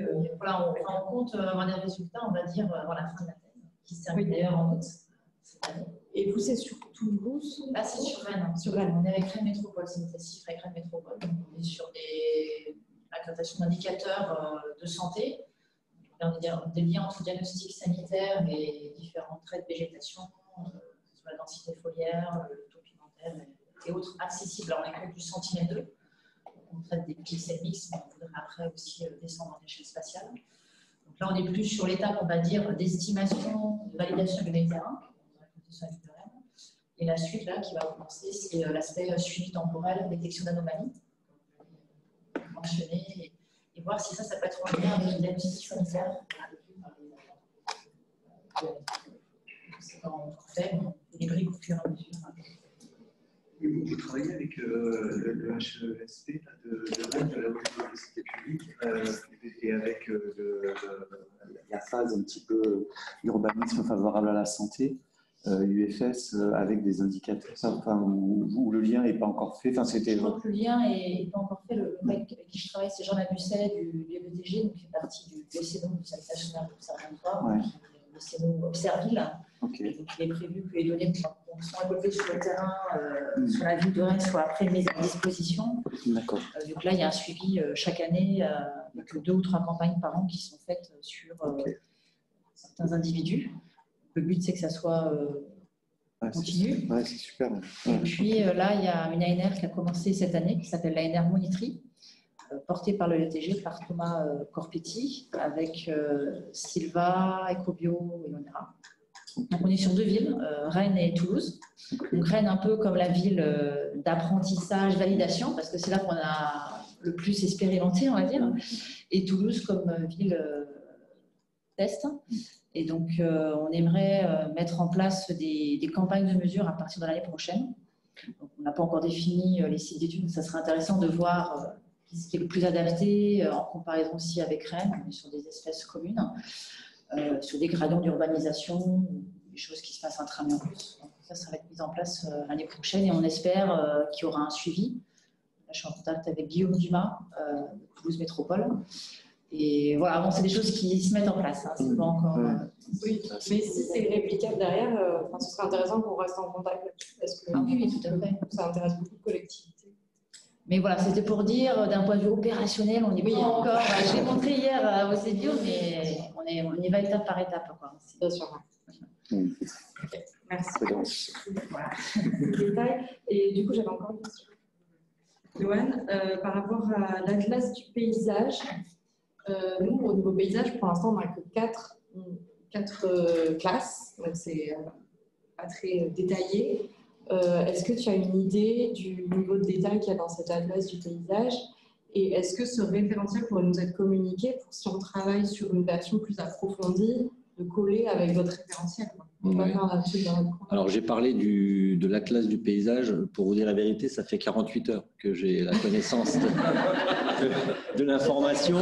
Donc, je vous l'ai mis quand même dans le document pour que vous ayez l'information. Mais moi-même, j'ai pas regardé en détail ce qu'ils veulent faire vraiment de cet atlas. Quelle est la finalité et les objectifs. Mais je vais quand même faire en sorte qu'il y ait un lien qui soit fait entre le projet et cet atlas. Et puis, on verra avec ma collègue Hélène Abachi du service Espace Vert, Patrimoine Arboré, voir un petit peu, qu'on fasse une réunion spécifique sur cet atlas-là. Oui. On reste en contact là-dessus. Tout à fait. Pour te répondre aussi, Emma, même plus généralement sur l'utilisation et peut-être soit les perspectives de développement de la méthode ou alors les perspectives d'utilisation et de modification d'un démonstrateur. Là, on va mettre en place dans le cadre du projet DHDA des petits ateliers récurrents, peut-être 2 par an, sur justement les cas d'usage et l'agenda de la métropole sur comment justement alimenter et faire ce système d'aller-retour pour que les données qu'on produit soient bien utilisées à bon escient et soient adaptées. Et nous, les retours pour savoir qu'est-ce qu'on peut développer de pertinent pour les approches un peu plus opérationnelles, complémentaires de la connaissance tout simplement de la végétation et des travaux plutôt recherche-innovation. Donc, ça peut répondre aussi à ta question sur qu'est-ce qu'on peut faire avec l'Atlas. Et par rapport à la nature du sol, donc tu parlais d'infiltration, des imperméabilisations. Concrètement, quelle info vous voudriez, sol imperméabilisé ou sol nu? Et peut-être la nature du sol. Alors, ce qu'on a besoin, c'est déjà peut-être de fiabiliser la donnée qui est fournie dans l'outil. Aujourd'hui, l'outil nous dit sol végétal, ou enfin, végétalisé ou artificialisé. Donc, c'est déjà fiabiliser l'information, cette donnée-là. Ensuite, nous, ce qu'on aurait besoin, ça c'est peut-être, je ne sais pas si c'est faisable, mais c'est d'avoir une connaissance de la capacité d'infiltration du sol. Donc ça, c'est un peu hors sujet par rapport à votre travail. L'idée, c'est de pouvoir croiser un peu le tout, c'est-à-dire rompre avec l'artificialisation des sols par endroits, essayer de traiter les anomalies, donc justement les anomalies de terrain qui sont artificialisées à 100% et pouvoir agir dessus, avoir plus de capacité d'infiltration de manière générale. Enfin voilà, c'est dans cette logique-là un peu qu'on souhaiterait un petit peu améliorer les choses. Peut-être, Gilles, tu peux nous dire deux mots sur l'étude des imperméabilisations. Oui, je peux dire. Ouais, c'est ça, on a fait une étude donc, pour Toulouse Métropole pour identifier les zones potentielles des imperméabilisations. Donc en partant d'une carte des zones perméables et imperméables, croisées avec des données du BRGM pour savoir ce qui peut être infiltré ou pas, et découpé à différentes échelles. On a fait ça pour Toulouse, à l'occasion, je peux vous montrer ça. Intéressant. Est-ce qu'il y a d'autres questions? Oui. Je me rapproche du micro. Oui. Ma question ne porte pas forcément enfin si, un peu directement sur l'étude. Là, on a vu l'aspect végétalisation, identification de trame verte. Vous avez parlé d'indice de confort par rapport à différents projets. Est-ce qu'il y a une volonté, puisque là, on va commencer à avoir des satellites donc un peu différents, des satellites thermiques, au niveau européen, par rapport à la prise en compte en fait des îlots de chaleur urbains, de l'identification en parallèle de cette identification de végétalisation. Est-ce que c'est un projet au niveau, vous êtes moins touché que Toulouse pour le moment, au niveau de la... C'est pas quelque chose du sud, les îlots de chaleur. C'est partout. On a 40 degrés aussi l'été. Et on a même plus que ça dans certains. Donc, voilà, est-ce que vous avez des... Alors, on est confronté aux îlots de chaleur urbains, ça c'est une certitude. Comment on pourrait travailler là-dessus? Ce serait intéressant, toujours dans cette logique de stratégie d'aménagement. Finalement, la stratégie d'aménagement, c'est essayer d'avoir une bonne connaissance du territoire où on intervient. On a une bonne connaissance des ICU, qu'on a une bonne connaissance de la végétation. La question du sol, je la mets un peu de côté, mais elle est importante pour nous parce que c'est une donnée, c'est un entrant extrêmement fort dans notre capacité, dans notre stratégie d'aménagement, parce que derrière, ça veut dire qu'en termes d'investissement, c'est soit on infiltre sur place et on peut presque faire du zéro tuyau, soit on est obligé d'avoir des systèmes d'évacuation des eaux pluviales partielles ou totales selon les endroits où on se situe. Si on est en zone extrêmement urbaine, enfin très, très centrale, très urbaine, parfois on est obligé de faire du 100% canalisation en eau pluviale parce qu'on est aussi confronté à des sols extrêmement argileux qui sont peu perméables ou pas perméables. Enfin voilà, nous nos entrants, ce sont ces entrants-là. Donc, si on arrive à trouver par des systèmes, des outils de traitement qui peuvent nous aider à aménager, donc à élaborer une stratégie d'aménagement, et en plus de ça, si on peut essayer de coupler les services rendus les services écosystémiques rendus par le végétal, si on arrive à les coupler avec des ICU et avec une stratégie d'aménagement, pour nous, on gagne en efficacité. D'accord. C'est ça qu'on recherche. Je vous propose d'en reparler plus tard. Voilà, c'est vrai que je ne me suis pas présentée du laboratoire d'observation de la Terre. Et en fait, justement, dans le cadre du SCO, il y a eu le projet Thermocity. Donc là, c'était... On connaît bien, mais en fait, on a un axe de travail justement sur ce sujet-là qu'on pourra en discuter. Mais dans les méthodes que j'ai présentées très sommairement, on va pousser des données justement de diagnostic d'îlots de chaleur urbain et microclimat à plus petite échelle dans le démonstrateur, qu'elle soit vraiment généralisée ou non à la métropole. C'est-à-dire on peut pousser des données sur une échelle globale de la métropole basée sur des approches un peu empiriques dont je vais parler très rapidement. Puis après, on peut pousser des données au niveau du démonstrateur sur des unités de surface plutôt opérations d'aménagement, où là, on va peut-être pas alimenter tout le démonstrateur avec ces données. Donc, qu'est-ce qui nous sert en entrée? Alors, on a des modélisations possibles, des mesures possibles. La donnée infrarouge peut être intéressante, on connaît bien le projet Thermocity. Sur la partie diagnostic, c'est intéressant. Après, ce qui est complémentaire dans l'approche qu'on a, c'est la capacité de la végétation justement de comprendre déjà comment la végétation régule un petit peu ces variabilités climatiques et ces anomalies d'un quartier à un autre. Mais après, quelle est la possibilité de la végétation à contrecarrer justement ces déterminants de la surchauffe? Alors, il y a plusieurs manières de voir le problème. Il y a la partie infrarouge sur l'impact des matériaux, de la forme urbaine, mais il y a aussi d'autres données qui peuvent être intéressantes. On pourra en discuter. D'accord. Si vous voulez, nous, on est dans notre démarche, quand on fait, on a un diagnostic et puis ensuite, on va avoir un projet d'aménagement. On va être un petit peu basé, on se base sur notre évolution. On apprend à marcher en marchant, en fait.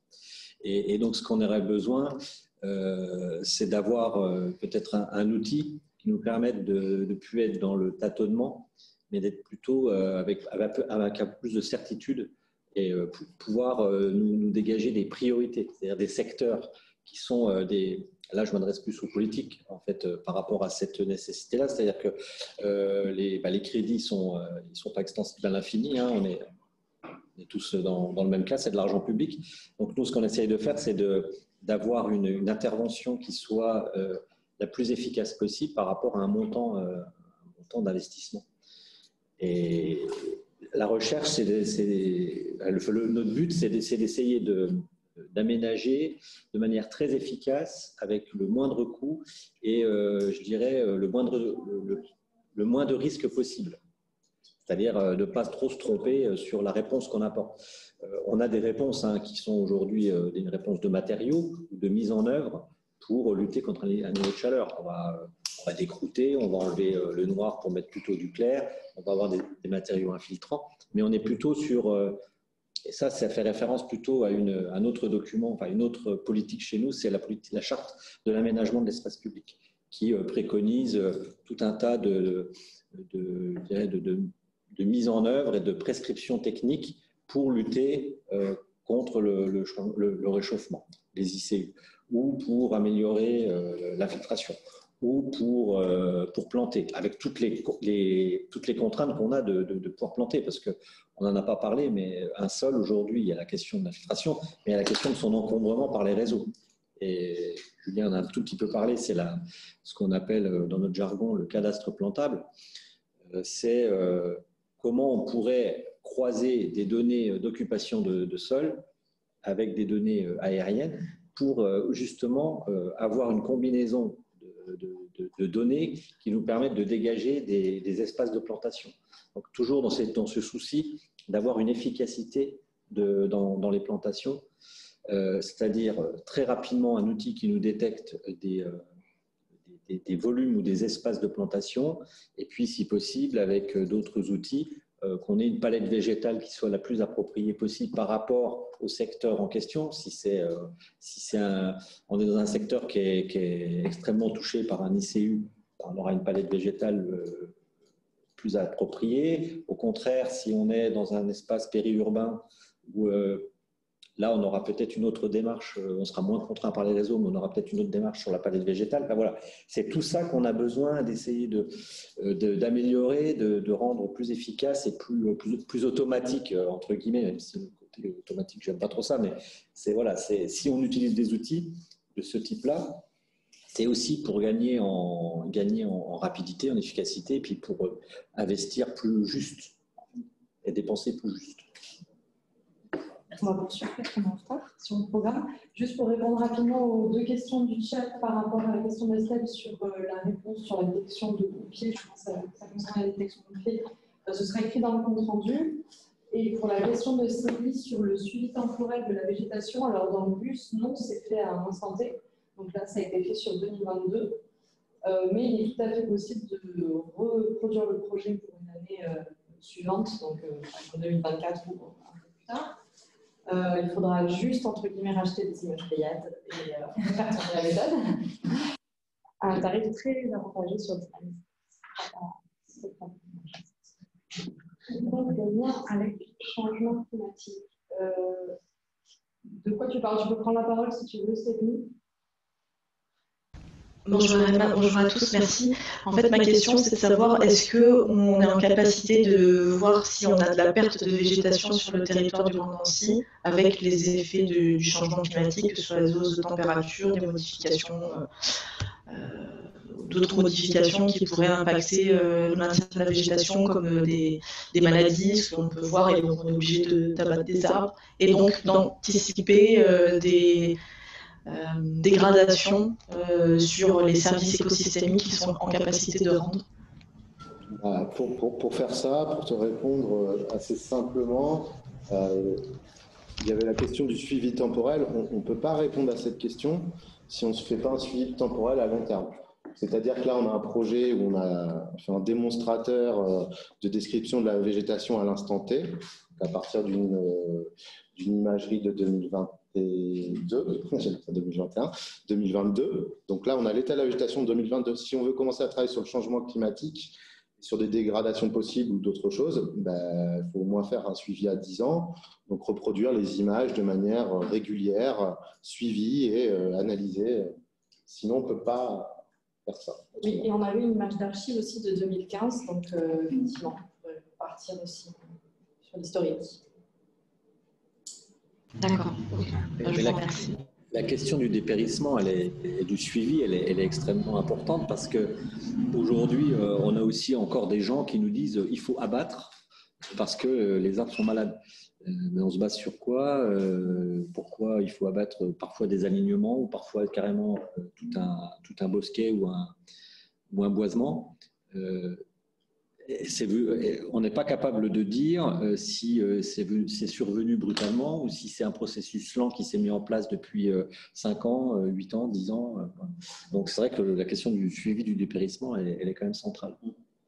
Mais pour le suivi, justement, l'objectif de ce projet, même si voilà, il y a des limites, c'est perfectible, il y a pas mal de perspectives, l'objectif de développer une méthode réplicable à différents territoires, reproductibles dans le temps, avec cette idée de référentiel commun, peu importe le territoire où on se trouve, c'était aussi un peu un enjeu. Donc là, forcément, ça nous a pris du temps de sortir ces données-là, puisque c'était expérimental sur ce territoire du Grand Nancy, mais à mesure du temps et que la méthode soit rendue plus robuste, l'idée, c'est de pouvoir, à partir de cette méthode GUS, ou en tout cas ce qu'elle deviendra, de faire ce suivi temporel à partir d'images, à partir d'imageries qui ont les mêmes, on va dire, caractéristiques suivant le temps, quoi. Après, voilà, les satellites évoluent, etc. Mais voilà, c'est un peu l'idée, enfin, c'est une des idées qu'il y avait derrière aussi, le suivi. J'enchaîne parce qu'on est très en retard sur le sujet. Très bien, merci. Donc, je vais passer à la partie avancée limite.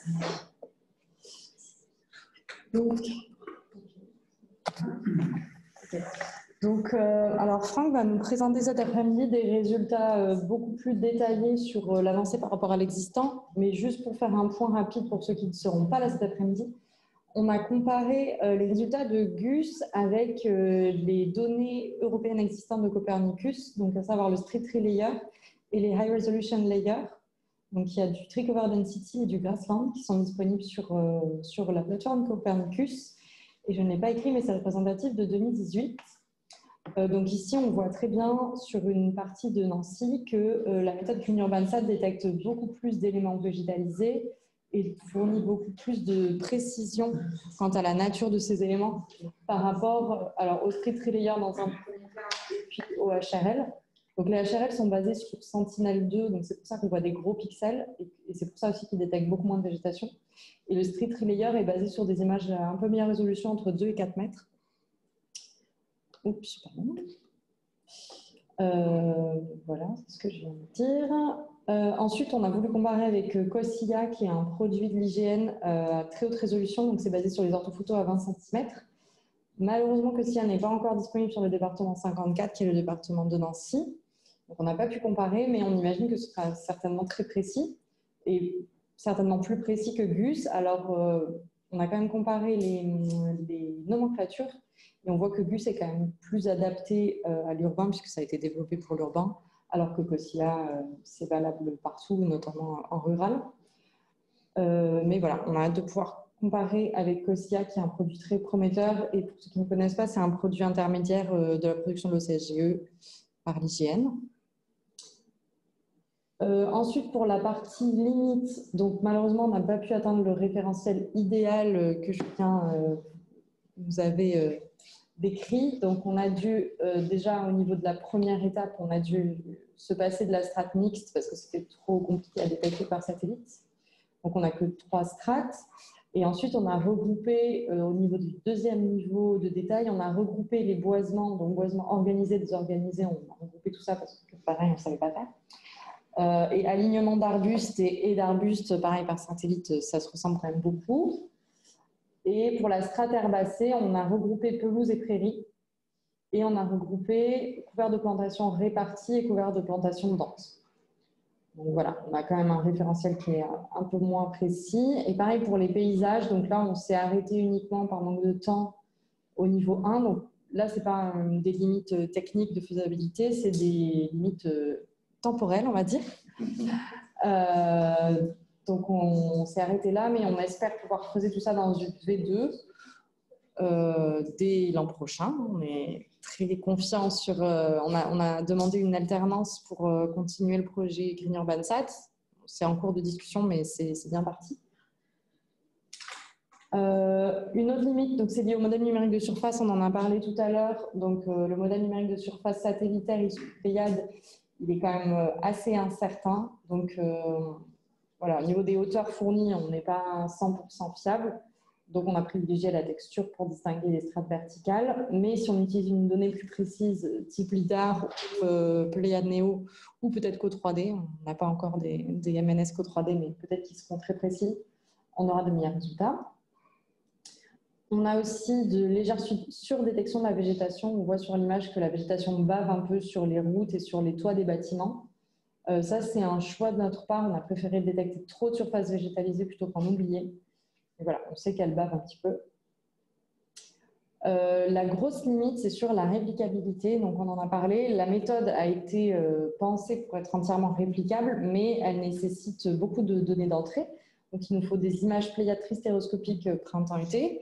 Une image monoscopique en hiver, ça, c'est pour la différenciation entre les types de sol et les feuillus et conifères, non, entre caducs et persistants, pardon. On a besoin des données Sentinel-2 aussi pour la différenciation prériculture, donc ça c'est avec la chaîne IOTA 2 dont on a parlé. Et on a besoin de données auxiliaires pour l'apprentissage, pour la classification supervisée. Donc si on veut répliquer sur une ville hors Europe principalement où il y a peu de données pour l'apprentissage, ben, les résultats seront moins qualitatifs. Une alternative à laquelle on a pensé pour la partie de détection de la végétation serait de juste faire un NDVI et un seuillage, donc c'est un petit peu moins qualitatif mais c'est quand même déjà un bon résultat. Donc, il y a quand même besoin de bonnes compétences en géomatique et en imagerie pour adapter le code, le relancer sur un autre territoire. Et la méthode n'est pas 100% automatique. Donc, un opérateur externe a besoin d'être là pour choisir les différentes valeurs de seuil, de ratio. Donc, tout ça, c'est dans un unique fichier de configuration. Après, il n'y a pas besoin de toucher le code Python.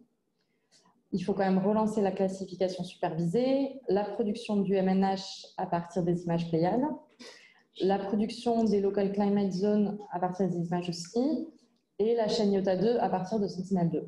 Donc c'est quand même une grosse usine à gaz, et donc c'est pour ça aussi que pour l'alternance de l'an prochain, on aimerait simplifier tout ça pour rendre la méthode plus automatique et plus facilement réplicable. Et puis là, on a listé un peu toutes les données qui pourraient exister pour la réplicabilité. Donc sur la France, on a beaucoup de bases de données de l'hygiène, notamment pour la hauteur, on a le LIDAR HD qui est en train de sortir, qui n'est pas encore disponible partout, mais qui est en train de sortir. Le RGEALTI, c'est pour le MNT. Ensuite, pour les données d'apprentissage, là, on s'est basé sur BD Topo, BD Forêt, RPG et Street Trivia. Donc ça, c'est disponible sur la France. Sur les paysages, donc on a pris les données LCZ. Ça, je ne sais pas. Ça, oui, l'OZO aussi, on peut s'en appuyer pour les paysages. Et pour la différenciation prairie-culture, on a le RPG en France. À l'échelle européenne, on a un peu la même chose, ça s'appelle LPIS pour Land Parcel, je ne sais plus la suite. En fait, tous les pays européens ont l'obligation de référencier leur type de culture, donc ça c'est par rapport à la PAC. Donc au niveau européen, on a cette info, au niveau monde, a priori, on n'en a pas. Et voilà, il y a pas mal de données qu'on a sur l'Europe, mais pas sur le monde, donc ce sera forcément un peu moins qualitatif. Voilà. Et voilà, j'en ai terminé. Donc il nous reste un petit peu, il nous reste 10 minutes pour les questions.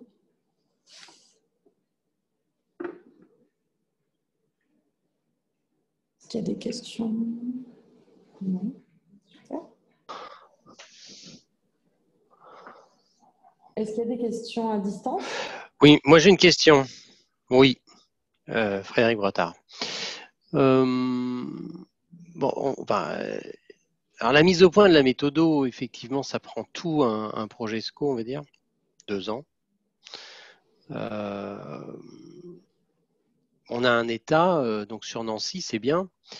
Est-ce qu'il serait possible, bon, peut-être avec les liens qu'a le CEREMA par ailleurs, ou Terrani, je ne sais pas, de faire le même travail sur une autre municipalité, puisque donc de faire un état zéro.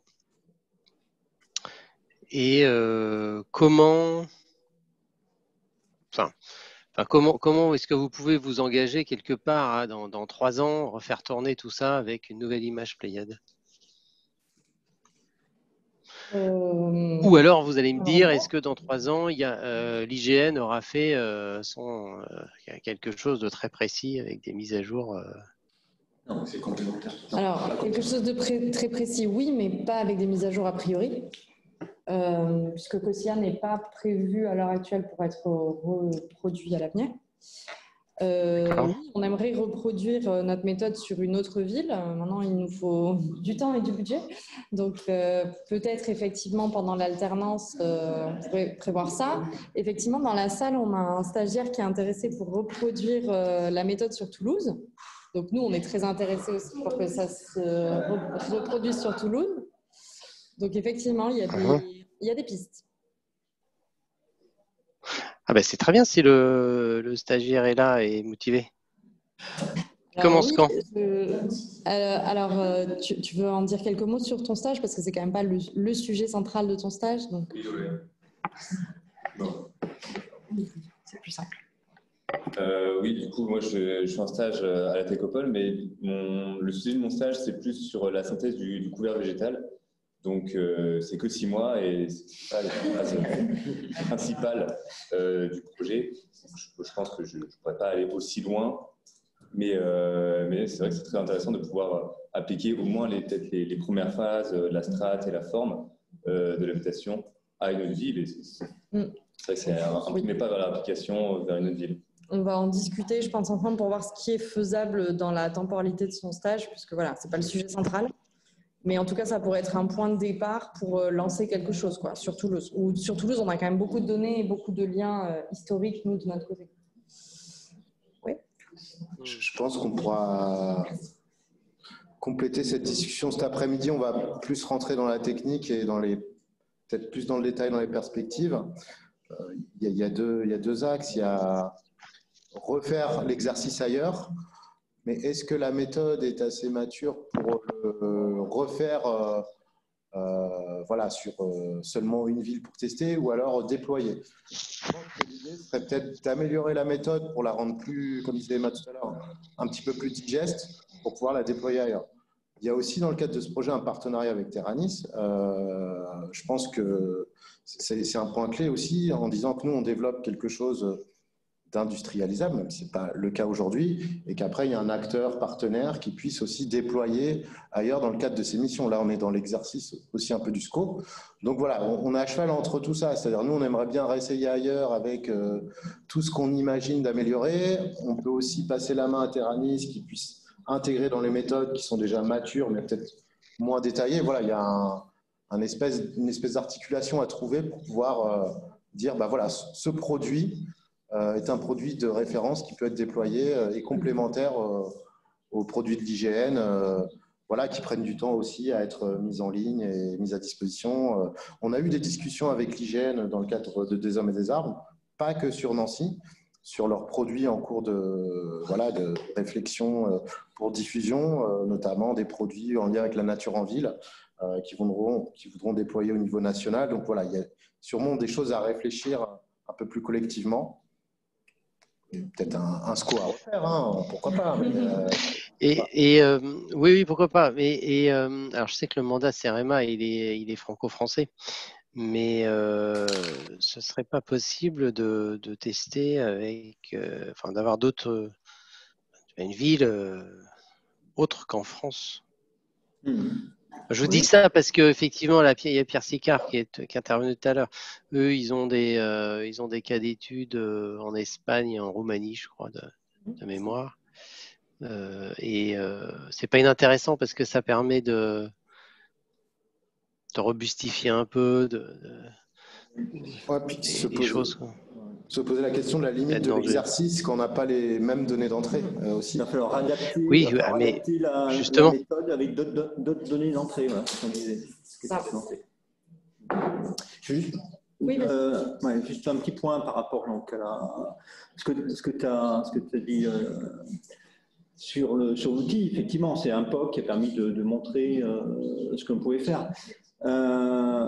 Qui n'est pas du tout industrialisé, et on est quand même en limite, c'est la capacité de calcul, parce que on peut peut-être en dire deux mots, c'est quand même très fin par rapport donc, au pixel de 0,5, et c'est beaucoup utilisé en vecteur, et qu'il y a déjà toute l'étape de créer avec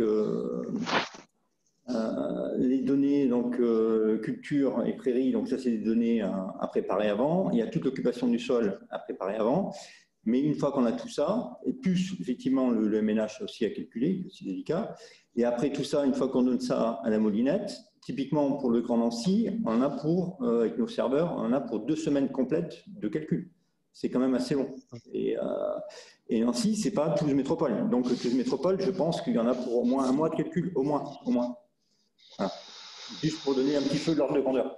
Donc, il y a une part d'optimisation du code à faire qui est importante avant de lancer ça plus grand échelle. Voilà. Pourquoi ? Parce que l'outil, il est très orienté vecteur, et quand on s'est aperçu qu'on descend trop fin sur les vecteurs, et que du coup, c'est exponentiel.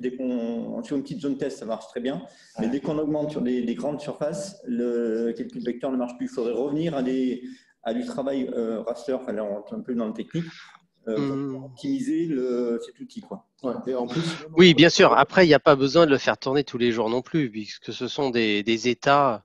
Donc oui, on est content quand ça calcule plus vite, mais si c'est un état tous les 3 ans, bon, pas forcément très grave. J'ai une autre question. J'ai vu dans le chat tout à l'heure que justement là, éventuellement la partie de Terranis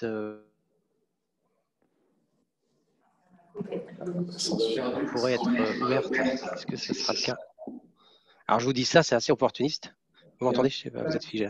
C'est assez opportuniste, c'est que nous, dans le cas du SCO, on aime bien donner non pas uniquement des cartographies statiques, on en a, hein, comme voilà, pour l'albédo, la SAT4BDND, SAT-LCZ, qui commence à dater un petit peu. Mais on aime bien pouvoir publiciser des outils un peu dynamiques, même si c'est sur fond statique. Et c'est vrai que les interfaces Terranis sont magnifiques. Donc, je ne sais pas ce qui est possible, mais nous, ça nous intéresserait d'avoir ça sur le Grand Nancy. Et j'avais posé la question également, si bien sûr, toutes ces données-là ne sont pas confidentielles, services, ça, vous allez nous le dire. La question a été un peu coupée, mais si j'ai bien compris, c'est l'ouverture de la plateforme qu'on a vue là. A priori, ce sera une plateforme Oui, tout à fait. ouverte à tout le monde, oui, au final. D'accord, ça veut dire que la donnée sur le Grand Nancy, hein, il n'y a pas de confidentialité particulière. Non, enfin, pas de notre côté. Ça, c'est plutôt. De notre côté, nous, c'est plutôt la métropole. Côté métropole, il faut voir après. Je pense que tout ce qui a été montré aujourd'hui. Après, attention, parce que nous qui avons l'habitude de travailler avec les collectivités, qui développent pas mal de plateformes aujourd'hui, il y a les collectivités en général n'ont aucun problème, et c'est normal, de verser dans l'open data les données brutes de végétation. Mais après, tout ce qui est chiffrage, indice de canopée à l'échelle d'une commune, à l'échelle d'un quartier, etc., ça devient sujet à discussion et c'est rarement ouvert en open data. Non, du coup, la question était à quelle échéance? Je pense que ça mérite qu'on discute entre nous de qu'est-ce qu'on ouvre pas. Et dans il y a quand même un petit sujet quand même. Okay. Non, parce que moi, je ne suis pas en capacité, enfin, il faut quand même qu'on fasse parler un petit peu nos services juridiques peut-être, hein, je ne sais pas. Oui, peut-être. Voir un peu ce qu'on veut ouvrir. L'échéance, c'est cette année par exemple? Oui. Cette année, ça sera fait. Voilà. Pour la fin de l'année, oui, il y aura une plateforme avec un minimum de. Je pense que, comme disait Nicolas, la donnée brute, de toute manière, c'est des données qui, au départ, n'appartiennent pas à la métropole. Donc, il y a des choses en termes d'exploration de la donnée brute qui seront possibles. Mais après, on va discuter ensemble avec les autres services concernés de ce qu'on pourra mettre en ligne et qui ne soit pas. On ne parle même pas de données confidentielles, mais de données sujettes à. Sensibles, voilà. Oui, donc là, et voilà, alors vu que le projet est terminé, SCO, là, on ne pourrait pas avoir une version bridée qui peut, nous mettre malgré tout qui peut nous mettre malgré tout en visibilité sur les livrables finaux. Ben, c'est ça. C'est ce qui est prévu. Oui, c'est ce qui est prévu. Oui. C'est ça. Oui. Oui.